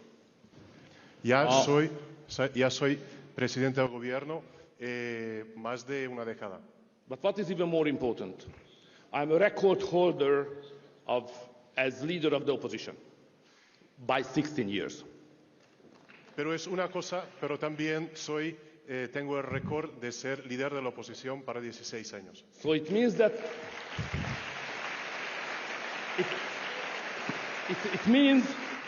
it means that I have some understanding and some notion about the way, the track, the road from opposition to the government to the power. Y es por eso sé algunas cosas para cómo llegar de la oposición al gobierno. And the name of this track, the name of this road is suffering. The name of this road is pain. Y el nombre de este camino se llama sufrir. If you would like to go to the government, first, you have to serve your nation. Meanwhile, you are under a constant and brutal attack. Para poder gobernar tu nación, primero tienes que servir tu nación bajo ataques constantes y fuertes. Suffer and pain. And I think, Santiago, you and VOX suffered enough. You had pain enough. That's time to go for government.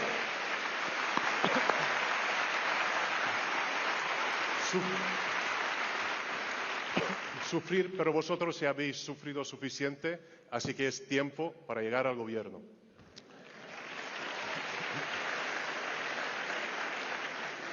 And now let's continue in my wonderful language, the Hungarian language anyway. Y ahora voy a seguir en mi lengua maravillosa en húngaro.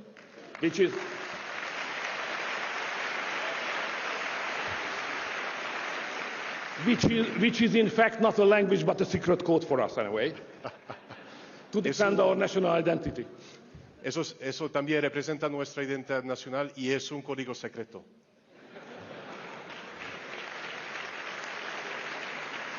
Kedves Santiago, te spanyol vagy, és azt mondod reconquista. Querido Santiago, tú eres español y dices reconquista. Én magyar vagyok, és azt mondom, értelek téged, és veled vagyok. Yo soy húngaro y te digo, te entiendo y estoy contigo.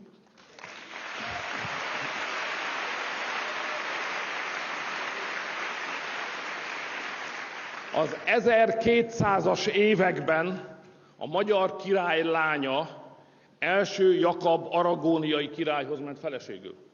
En el siglo XIII, Violante, la hija del rey húngaro, se casó con Jaime I de Aragón. A vele érkezett magyar testőrség beállt közétek, és veletek együtt harcolt a Reconquista csatáiban. La guardia húngara que llegó con ella se juntó con vosotros y luchó con vosotros en las batallas de la Reconquista. Santiago, én értelek téged, és veled vagyok.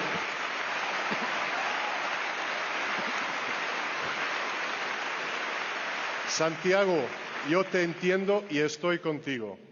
300 évvel később ismét találkoztunk. 300 años más tarde nos volvimos a encontrar. Európa két végén. Ti itt nyugaton, mi ott keleten, ugyanazzal a hódító áradattal szemben harcoltunk. Luchamos contra la misma marea invasora en los dos extremos de Europa. Vosotros aquí en el occidente, nosotros ahí en el este. A ti hősötök Bernardo Aldana vezetésével spanyol katonák ezrei harcoltak a magyar végvárakon. Bajo el mando de vuestro héroe, Bernardo de Aldana, miles de soldados españoles lucharon en la frontera húngara. Santiago, én értelek téged, és veled vagyok. Santiago, yo te entiendo y estoy contigo.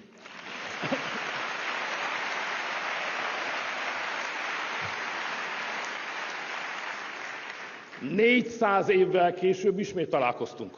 Luego, 400 años más tarde, nos volvimos a encontrar. Tisztelt spanyol barátaim, ti voltatok az elsők, akik támogattak bennünket 1956-ban, amikor fellázadtunk a kommunizmus és a Szovjetunió ellen. Estimados amigos españoles, vosotros fuisteis los primeros en apoyarnos cuando en 1956 nos rebelamos contra el comunismo y contra la Unión Soviética.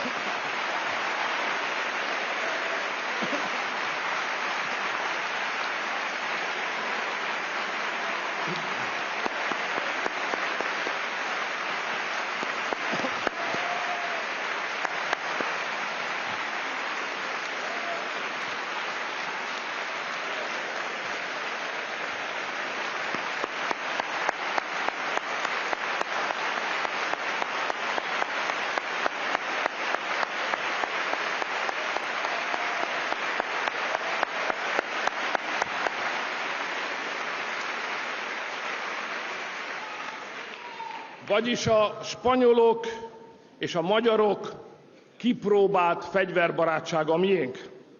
Lo nuestro es un antiguo y probado compañerismo de lucha.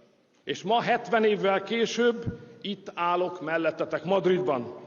Y hoy, 70 años después, aquí estoy en Madrid, aquí estoy a vuestro lado. Santiago, én értelek téged, és veled vagyok, éljen a Reconquista! Santiago, yo te entiendo y estoy contigo. ¡Viva la Reconquista!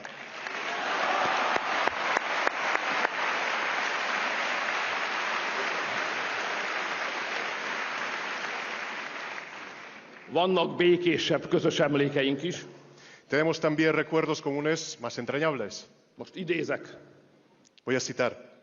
A madridiak rendesek, önzetlen jó haverok, és ami a legfontosabb, szeretik a focit. Los madrileños son buena gente, amigos generosos, pero lo más importante es que les gusta el fútbol. Egy Puskás nevű magyar mondta ezt, akit önök Pancsóként ismernek. Un húngaro, un tal Puskás dijo esto, ustedes le conocen como Pancho. Én az ő hazájából érkeztem, Magyarországról, 2000 kilométerre jöttem el önökhöz. He venido desde su patria, desde Hungría, a 2000 kilómetros de aquí, para encontrarme hoy con ustedes. A mi országunkat nem a mérete és nem a hadserege teszi érdekessé. Nuestro país no despierta interés ni por su tamaño ni por su ejército. Magyarországot a politikája teszi érdekessé. Hungría interesa y cobra atención por la política que está llevando a cabo. És talán fontossá. Y casi más importante. Mi otthon 15 éve építjük a szabad, konzervatív és keresztény Magyarországot. Magyarország ma a konzervatív politika laboratóriuma. Nosotros llevamos 15 años construyendo una Hungría libre, conservadora y cristiana. Hungría hoy es el laboratorio de la política conservadora.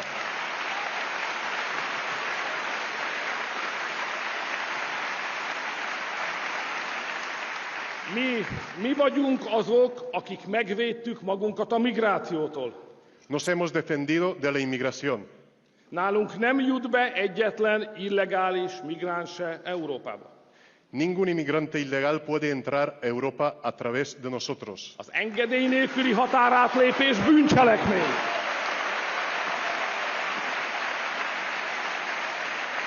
El cruzar la frontera sin permiso es un delito en mi país. Migrációban Magyarországon nincs kompromisszum. En Hungría no hay compromiso en cuanto a la inmigración. Mi az eredmény? A migránsok száma Magyarországon zero. Y el resultado, el número de los inmigrantes en Hungría es cero.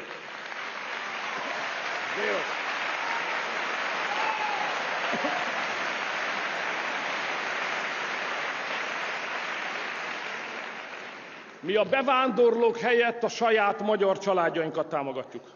En vez de a los inmigrantes, apoyamos a las familias húngaras.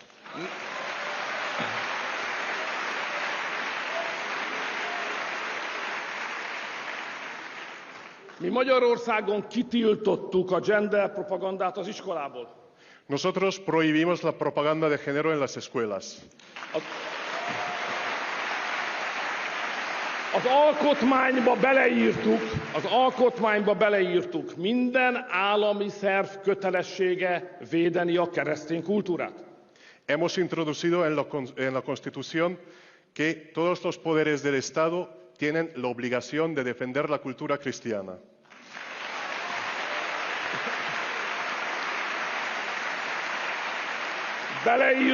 Beleírtuk az alkotmányba, az anya nő, az apa férfi. Hemos introducido en la Constitución la madre es una mujer, el padre es un hombre.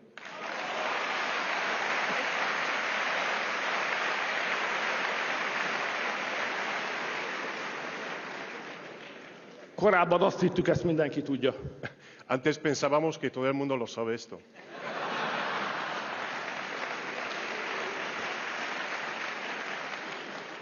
A munkanélküliséget felszámoltuk. Hemos eliminado el desempleo. Európa legalacsonyabb adóját fizetik a cégek. El impuesto que pagan las empresas en Hungría es el más bajo de Europa. Az állam nem bünteti, hanem jutalmazza a munkát. En Hungría el Estado no penaliza el trabajo, sino al revés, lo premia. Barátaim! A globalista elit persze gyűlöl bennünket. Queridos amigos, claro, la élite globalista nos odia. A brüsszeli bürokraták, az amerikai demokraták és a Soros hálózat hajtóvadászatot indított ellenünk. Los burócratas de Bruselas, los demócratas de Estados Unidos y la red internacional de Soros nos persigue. Vadásznak ránk, mert megvédtük a hazánkat. Nos dan caza porque hemos protegido nuestro país. És mit csináltak közben ők? Ők közben tönkretették Európát. ¿Qué han hecho ellos? Mientras tanto, ellos han arruinado a Europa.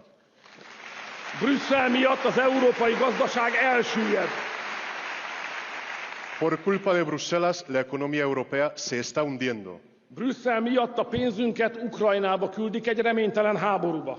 Por culpa de Bruselas se está destinando nuestro dinero a Ucrania a una guerra sin esperanza. Brüsszel miatt Európát ellepték a migránsok. Por culpa de Bruselas, Europa está siendo invadido por inmigrantes ilegales. Brüsszel kinyitotta a kapukat és a határokat a migránsok inváziója előtt. Bruselas ha abierto las puertas, ha abierto las fronteras ante la invasión de los inmigrantes. Emlékszem, 2015-ben Soros meghirdette, évente 1 millió migráns be kell engedni Európába. Recuerdo muy bien que en 2015 George Soros anunció: Europa tiene que recibir a 1 millón de inmigrantes al año. És láss csodát, 9 év alatt 9 millió illegális migráns érkezett. Y qué sorpresa, justo 9 millones de inmigrantes han llegado a Europa en los últimos 9 años. Az Európa illegális migráns inváziója és a népességcsere nem összeesküvés elmélet, hanem maga a gyakorlat. La invasión de los inmigrantes ilegales, el reemplazo de la población de Europa, no es una teoría de conspiración, es pura práctica.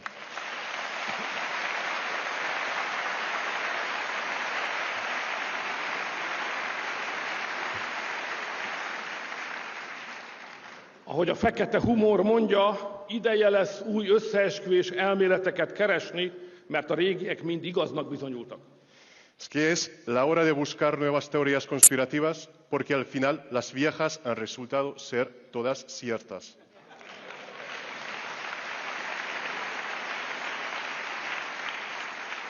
Barátaim, a világot a Trump tornádó néhány hét alatt megváltoztatta. El tornado de Trump ha cambiado al mundo en solo un par de semanas. Egy korszak véget ért. Se ha acabado una época. Tegnap mi voltunk az eretnekek. Ayer nosotros fuimos los herejes. Ma mi vagyunk a mainstream. Hoy nosotros somos el mainstream. Tegnap azt mondták, mi vagyunk a múlt. Ayer dijeron que nosotros éramos el pasado. Ma mindenki látja, hogy mi vagyunk a jövő. Hoy ya todos ven que nosotros somos el futuro. Amerikában, Hollandiában, Olaszországon, Ausztriában és Magyarországon mi patrióták írjuk a jövőt. Ya los patriotas son los artífices del futuro en Estados Unidos, en Países Bajos, en Italia, en Austria y en Hungría. Felkészült Csehország. Czechia se está preparando. Sokan vagyunk, nagyok vagyunk és erősek vagyunk. Somos muchos, somos grandes y somos fuertes.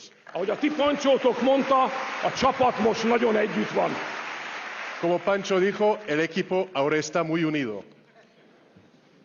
Amikor 15 évvel ezelőtt mi magyarok szembefordultunk a progresszív világelittel, azt mondták nekünk, hogy őrültség, lehetetlen, politikai öngyilkosság.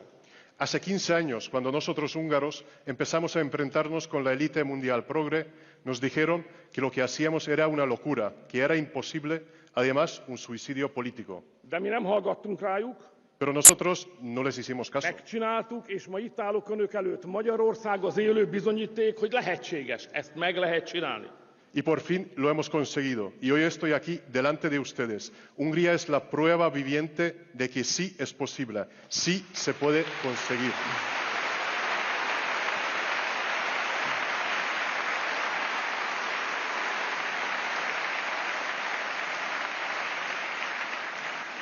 President Trump éppen most kezdett hozzá, és sikerülni fog neki. Presidente Trump acaba de poner manos a la obra y lo conseguirá. És nektek, spanyoloknak is sikerülni fog. Y vosotros, españoles, vais a conseguirlo también. Csak annyi kell hozzá, hogy odaálljatok Santiago Abascal és a VOX mellé, és Spanyolországban is a patriótáké lesz a jövő. Lo único que hace falta para ello es ponerse del lado de Santiago Abascal y de Vox, y el futuro también en España pertenecerá a los patriotas.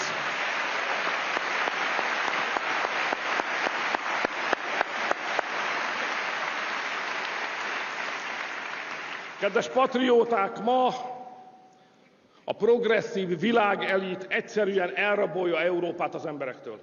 Queridos patriotas, hoy la élite mundial progresista roba Europa a los europeos. A mítosz szerint Európát egy bika képében rabolták el. Según el mito griego, Europa fue raptada por un toro. Önök itt Spanyolországban értik, miként kell bánni a megvadult bikákkal.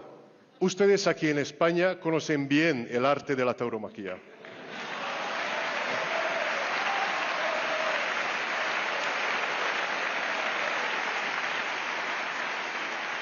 Van itt Spanyolországban egy patrióta párt, a VOX. En España hay un partido patriota que es Vox.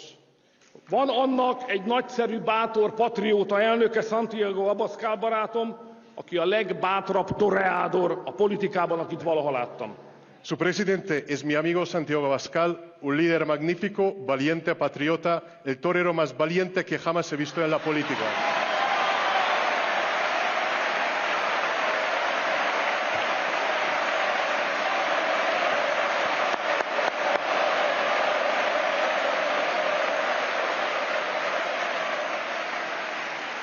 Hát akkor, Santiago, szelídítsük meg együtt ezt a megvadult bikát. Oye, Santiago, vamos a lidiar juntos con este toro enfurecido. Vamos, Santiago, vamos, patriotas, vamos, Vox.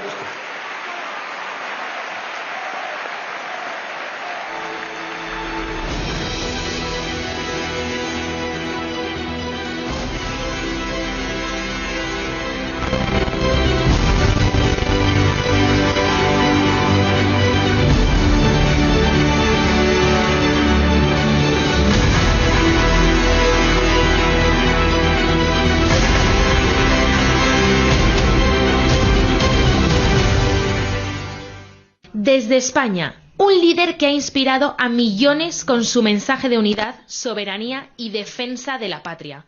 Una referencia en la lucha por una Europa de naciones. Con nosotros, Santiago Abascal, presidente de VOX.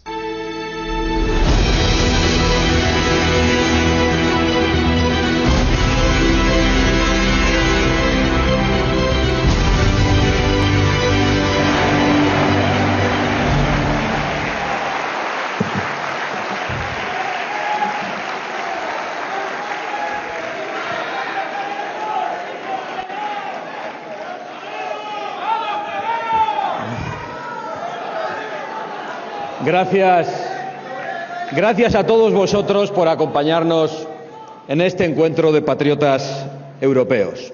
Gracias por estar siempre a nuestro lado, en los momentos difíciles y en los momentos aún más difíciles. Gracias por despreciar los ataques permanentes que se recrudecen cuando avanzamos, porque ladran, luego cabalgamos.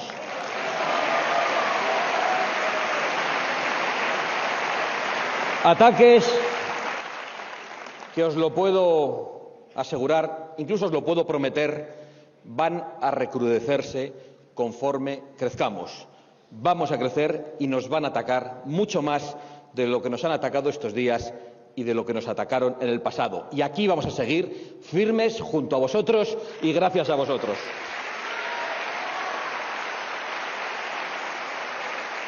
Pero mañana podré dirigirme a los afiliados de VOX en Murcia, pero hoy quiero que demos las gracias todos nosotros a los verdaderos protagonistas del día de hoy. A todos esos líderes que me han precedido en el uso de esta tribuna, a todas las voces que hoy habéis podido oír aquí y que avanzan imparables y victoriosas en toda Europa. Ellas son las voces de millones de europeos que junto a todos vosotros saben que otro futuro distinto es posible y que lo vamos a construir juntos. Lo vamos a construir juntos, junto a otros muchos, porque cada vez somos más y porque el futuro nos pertenece. Por eso, yo quiero pediros hoy un aplauso para todos ellos. Quiero un aplauso para alguien que hoy no nos puede acompañar, pero nos ha mandado un vídeo, Herbert Kickl, que representa al primer partido de Austria y que muy pronto podrá formar gobierno en Austria. Un aplauso para Krzysztof Bosak, nuestro aliado en Polonia.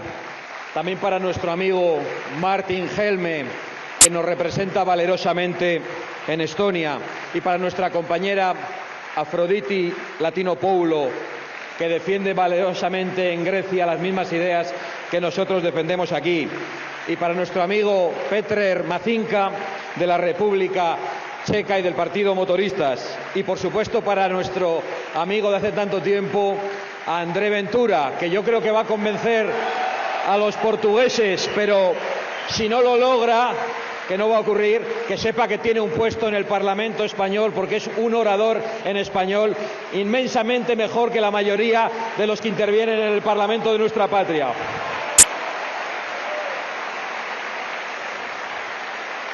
Gracias a quien fue primer ministro de la República Checa, Andrej Babiš, por lo que hizo, pero sobre todo por lo que va a hacer en el futuro, en ese avance victorioso también en la República Checa.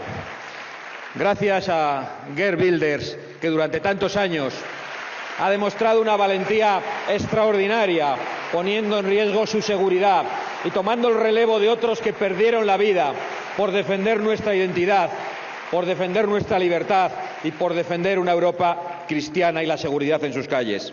Gracias, querido Matteo Salvini, por tu valor, por haber sufrido por defendernos a todos, por querer proteger las fronteras de Europa. Gracias por lo que estáis haciendo en el Gobierno de Italia. Y gracias, querida Marine Le Pen, que eres un auténtico ejemplo de resistencia para todos nosotros, que sabes lo que es luchar durante décadas frente al cordón sanitario, frente al pacto de todos contra los que ganan, que sabes lo que es ser el primer partido de Francia durante mucho tiempo y que todos se alíen para impedir vuestra victoria. Cada vez les queda menos tiempo. Seguimos tus pasos, eres un ejemplo y eres un orgullo para nosotros. Y gracias, querido Víctor, querido amigo Víctor.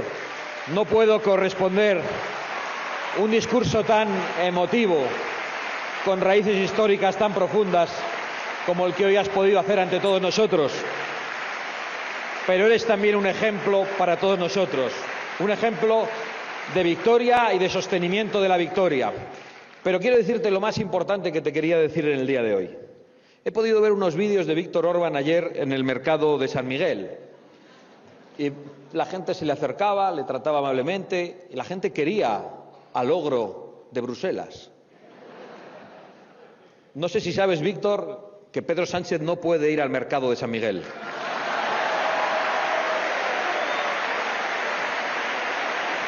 Bueno, en realidad Pedro Sánchez no puede ir a ningún mercado, no puede ir a ninguna calle, no puede ir a ningún barrio, porque los españoles le detestan, los españoles están hartos de su traición y de su corrupción, y hoy ese al que han querido convertir en el ogro de la Unión Europea se pasea por las calles de España y es querido, mientras el presidente del Gobierno de España no puede salir de los eventos cerrados y de los cordones de seguridad. Pues mira, Pedro, ese al que insultas en el Parlamento de nuestra nación se pasea tranquilamente por las calles de nuestra patria y nosotros nos alegramos de ello. Bienvenido, Víctor. También gracias a nuestro querido Javier Milei, que es un ejemplo en la defensa de la libertad, en su oposición a la Agenda 30, al globalismo y a todos los lobbies que quieren destruir la inocencia de los niños y que ha vuelto a mandarnos esa arenga electrizante. Gracias, por supuesto, a María Corina Machado, que ha sido en estos momentos la mujer que ha obtenido el gran apoyo de los venezolanos y que será la libertadora de Venezuela si todos nosotros la apoyamos y la respaldamos. Y gracias a Kevin Roberts, que también nos acompaña aquí, el presidente de la Fundación Heritage, la fundación política más importante de los Estados Unidos, que lleva trabajando en la batalla cultural por la defensa de soberanía y de la libertad en Estados Unidos durante mucho tiempo. Porque cuando se producen grandes cambios, que aquí a veces vemos con sencillez, sabemos que hay muchas personas detrás trabajando de todos nosotros. Muchas gracias, Kevin. Eres muy bienvenido entre nosotros. Gracias por estar aquí. Gracias por acompañarnos, pero sobre todo gracias por vuestro ejemplo. Hay un resumen claro, yo podría ya no decir nada más, aunque algo tendré que decir, pero hay un resumen claro de este evento. Sánchez con Maduro y con Hamás. Feijóo con von der Leyen. Nosotros, junto a todos vosotros, con el futuro de Europa y con el futuro del mundo.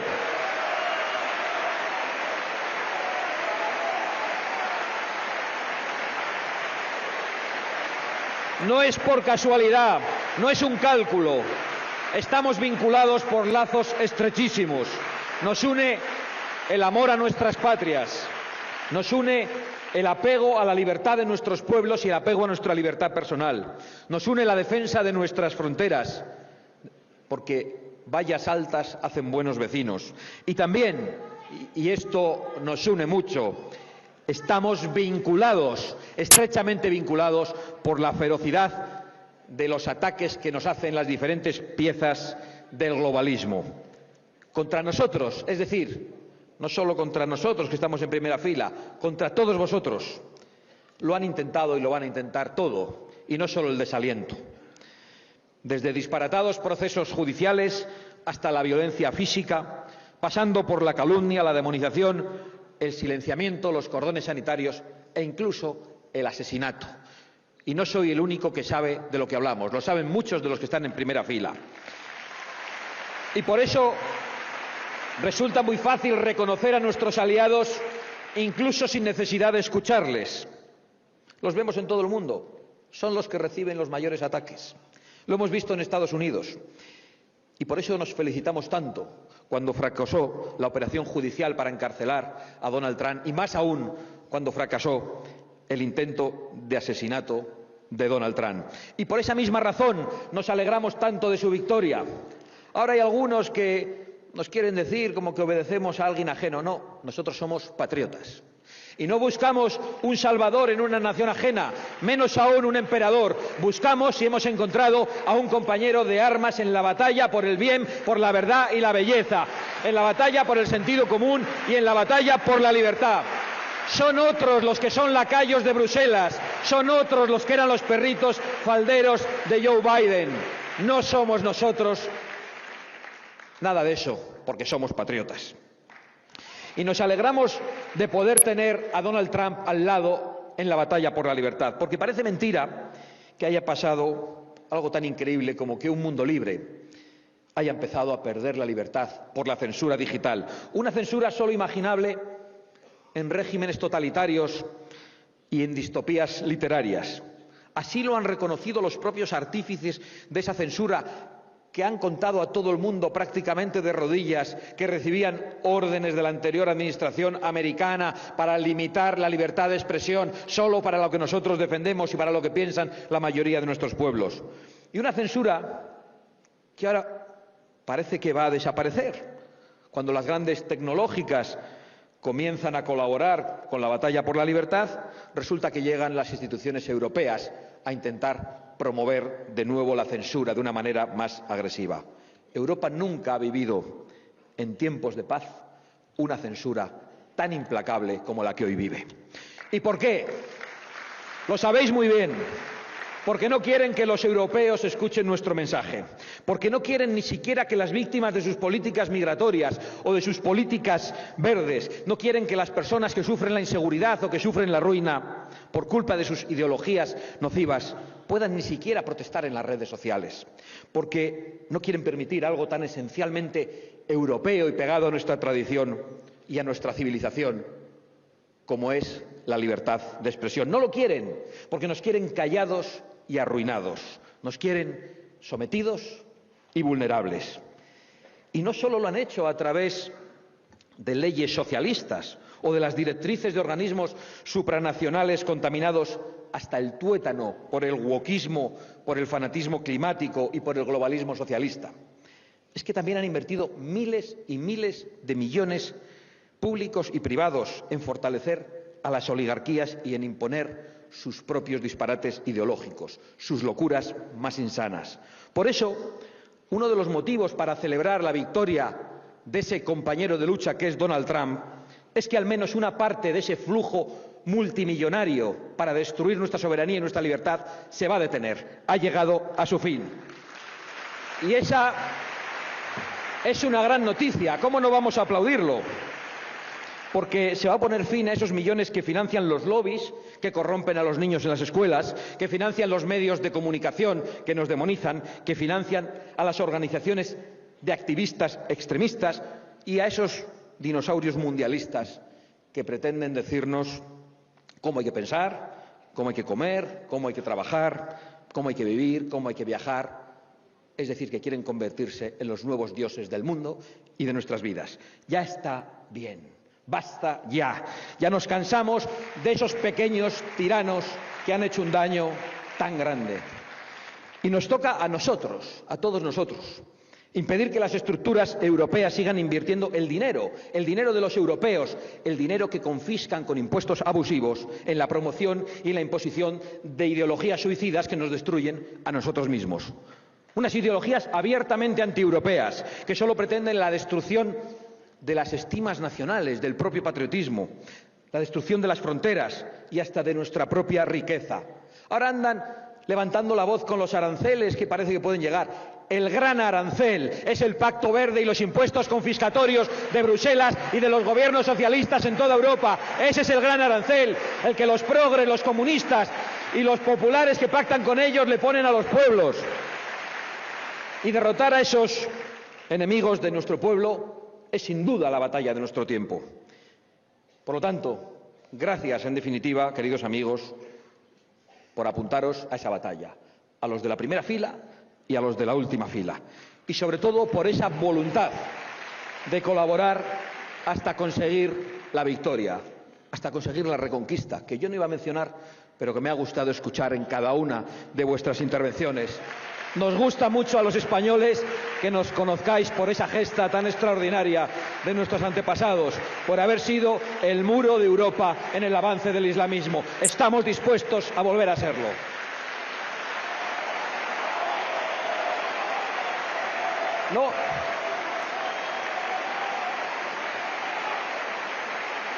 No podíamos seguir peleando solos, cada uno por nuestro lado. Buscaban contradicciones, nos decían, sois patriotas, no podéis colaborar con otros. Claro que podemos colaborar, no hay más que ver cuál es el ambiente que hoy se respira aquí ante todas vuestras intervenciones. No era eficaz seguir haciendo la lucha por separado, no era sensato, no era útil. Y de hecho yo creo que esta alianza no puede quedarse solo en nuestro partido, en el partido de patriotas en Europa. Tenemos que tender la mano permanentemente a nuestros aliados en Europa. Tenemos que saber aparcar nuestras diferencias y convivir con ellas sin que eso impida una cooperación constante ante los enemigos comunes, que no son otros que los enemigos de la libertad, los enemigos de la soberanía y de la prosperidad de nuestras propias patrias. No tenemos otros enemigos. Y no solo debemos colaborar dentro de Europa con otras fuerzas políticas. En toda nuestra civilización crecen fuerzas patrióticas que están reaccionando ante este primer intento de dictadura global que ya solo resiste en Bruselas y en algunos foros supranacionales como las Naciones Unidas, la Organización Mundial de la Salud o la Corte Penal Internacional, que atacan nuestra soberanía, nuestra seguridad, nuestra salud y que se atreven incluso a equiparar a terroristas con naciones democráticas como Israel. Aquí también se va a terminar esa dictadura global. Aquí también la vamos a terminar. El mundo está cambiando a mejor. Europa está cambiando a mejor. Y todavía puede cambiar a mucho mejor. Nuestros pueblos van a recuperar su libertad y nosotros vamos a cumplir todas y cada una de nuestras promesas. De esas promesas que nos decían que no eran posibles, porque ya vemos con envidia cómo se aplican con éxito en muchas otras naciones. Lo estamos viendo en Argentina, lo estamos viendo en Estados Unidos. Y vamos a demostrar que podemos cumplir nuestras promesas. Y hemos prometido hace mucho tiempo hacer a Europa grande otra vez.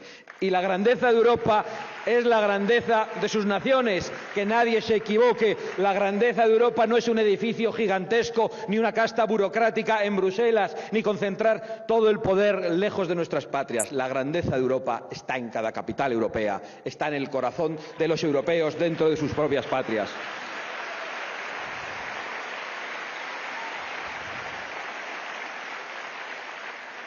Y esa grandeza de Europa solo se puede lograr garantizando la continuidad histórica de nuestras naciones, con el respeto a su soberanía y a la libertad de sus gentes. Libertad. Libertad de expresión que nos han querido arrebatar. Resulta que esos a los que llaman fascistas somos los defensores de la libertad. La libertad de representación política, hoy amenazada sin ningún tipo de pudor por siniestros comisarios en todas partes. Lo estamos viendo hoy en Alemania contra Alice Weidel, a la que le deseamos una victoria en las próximas elecciones. Lo estamos viendo en Austria, donde han querido impedir que la fuerza principal llegue al poder. Lo hemos visto permanentemente en Francia, con el Frente Nacional y con Rassemblement, que a pesar de ganar las elecciones no querían dejarles gobernar. Lo hemos visto en Hungría, que aun gobernando han hecho todo lo posible y han metido todo el dinero posible y han intentado retirarle los fondos y se los han retirado en muchas ocasiones para que dejara entrar ilegalmente a personas por sus fronteras y para que dejara entrar también en las escuelas a los lobbies que corrompen a los niños. Lo hemos visto en todas partes. Libertad también de los padres para poder educar a sus hijos y libertad de los hijos, de los jóvenes, para poder tener un trabajo estable, para poder formar una familia, para poder avanzar, para poder tener acceso a una vivienda. Libertades básicas, en fin, libertades sencillas, cosas lógicas. No hablamos de grandes cosas, o sí, quizá estamos hablando de las cosas más grandes. Libertades civiles conquistadas hace mucho y con mucho esfuerzo, y que hoy están en tela de juicio. Por eso hoy toca denunciar todos esos ataques a la libertad, como por ejemplo los tribunales islamistas que se tratan de establecer en suelo europeo con la complicidad de la izquierda europea. Tribunales absolutamente incompatibles con Europa, porque el islamismo es la antítesis de nuestra civilización. Nuestra herencia es cristiana, nuestra herencia viene de Roma, viene de Grecia. Eso es lo que somos, no somos otra cosa. Y libertad también para crear riqueza, para competir en un mundo sin zancadillas a cada segundo por parte de los políticos, sin regulaciones permanentes, sin normativas climáticas absurdas, sin impuestos confiscatorios. Por cierto, regulaciones que no cumplen otras potencias y que son irrelevantes para el medio ambiente y que solo son eficaces para destruir nuestro campo, para arruinar nuestra industria. Es decir, para quedarnos sin futuro y dejar sin futuro a nuestras jóvenes. En fin, libertad para que las naciones puedan elegir su propio futuro. Eso es la soberanía. Hay gente que quizá a veces no entiende a qué nos referimos. Nos referimos exactamente a eso. La libertad debe regresar a Europa y juntos lo vamos a conseguir. No hay tiempo para el desaliento, ni hay tiempo para lamerse las heridas de los ataques que sufrimos. No hay motivo para la resignación y no hay ningún tipo de excusa para la pasividad. Todo lo contrario, solo hay signos de esperanza por todas partes y solo tenemos un deber: no rendirnos jamás. No podemos desaprovechar la oportunidad que nos dan los tiempos presentes. Vamos a ser testigos para una victoria histórica, vamos a ser protagonistas de una victoria histórica y vamos a ser la herramienta para una victoria histórica de las ideas de la libertad y de la soberanía. Adelante, patriotas de Europa, sin miedo a nada ni a nadie. ¡Viva la Europa de las patrias y viva España!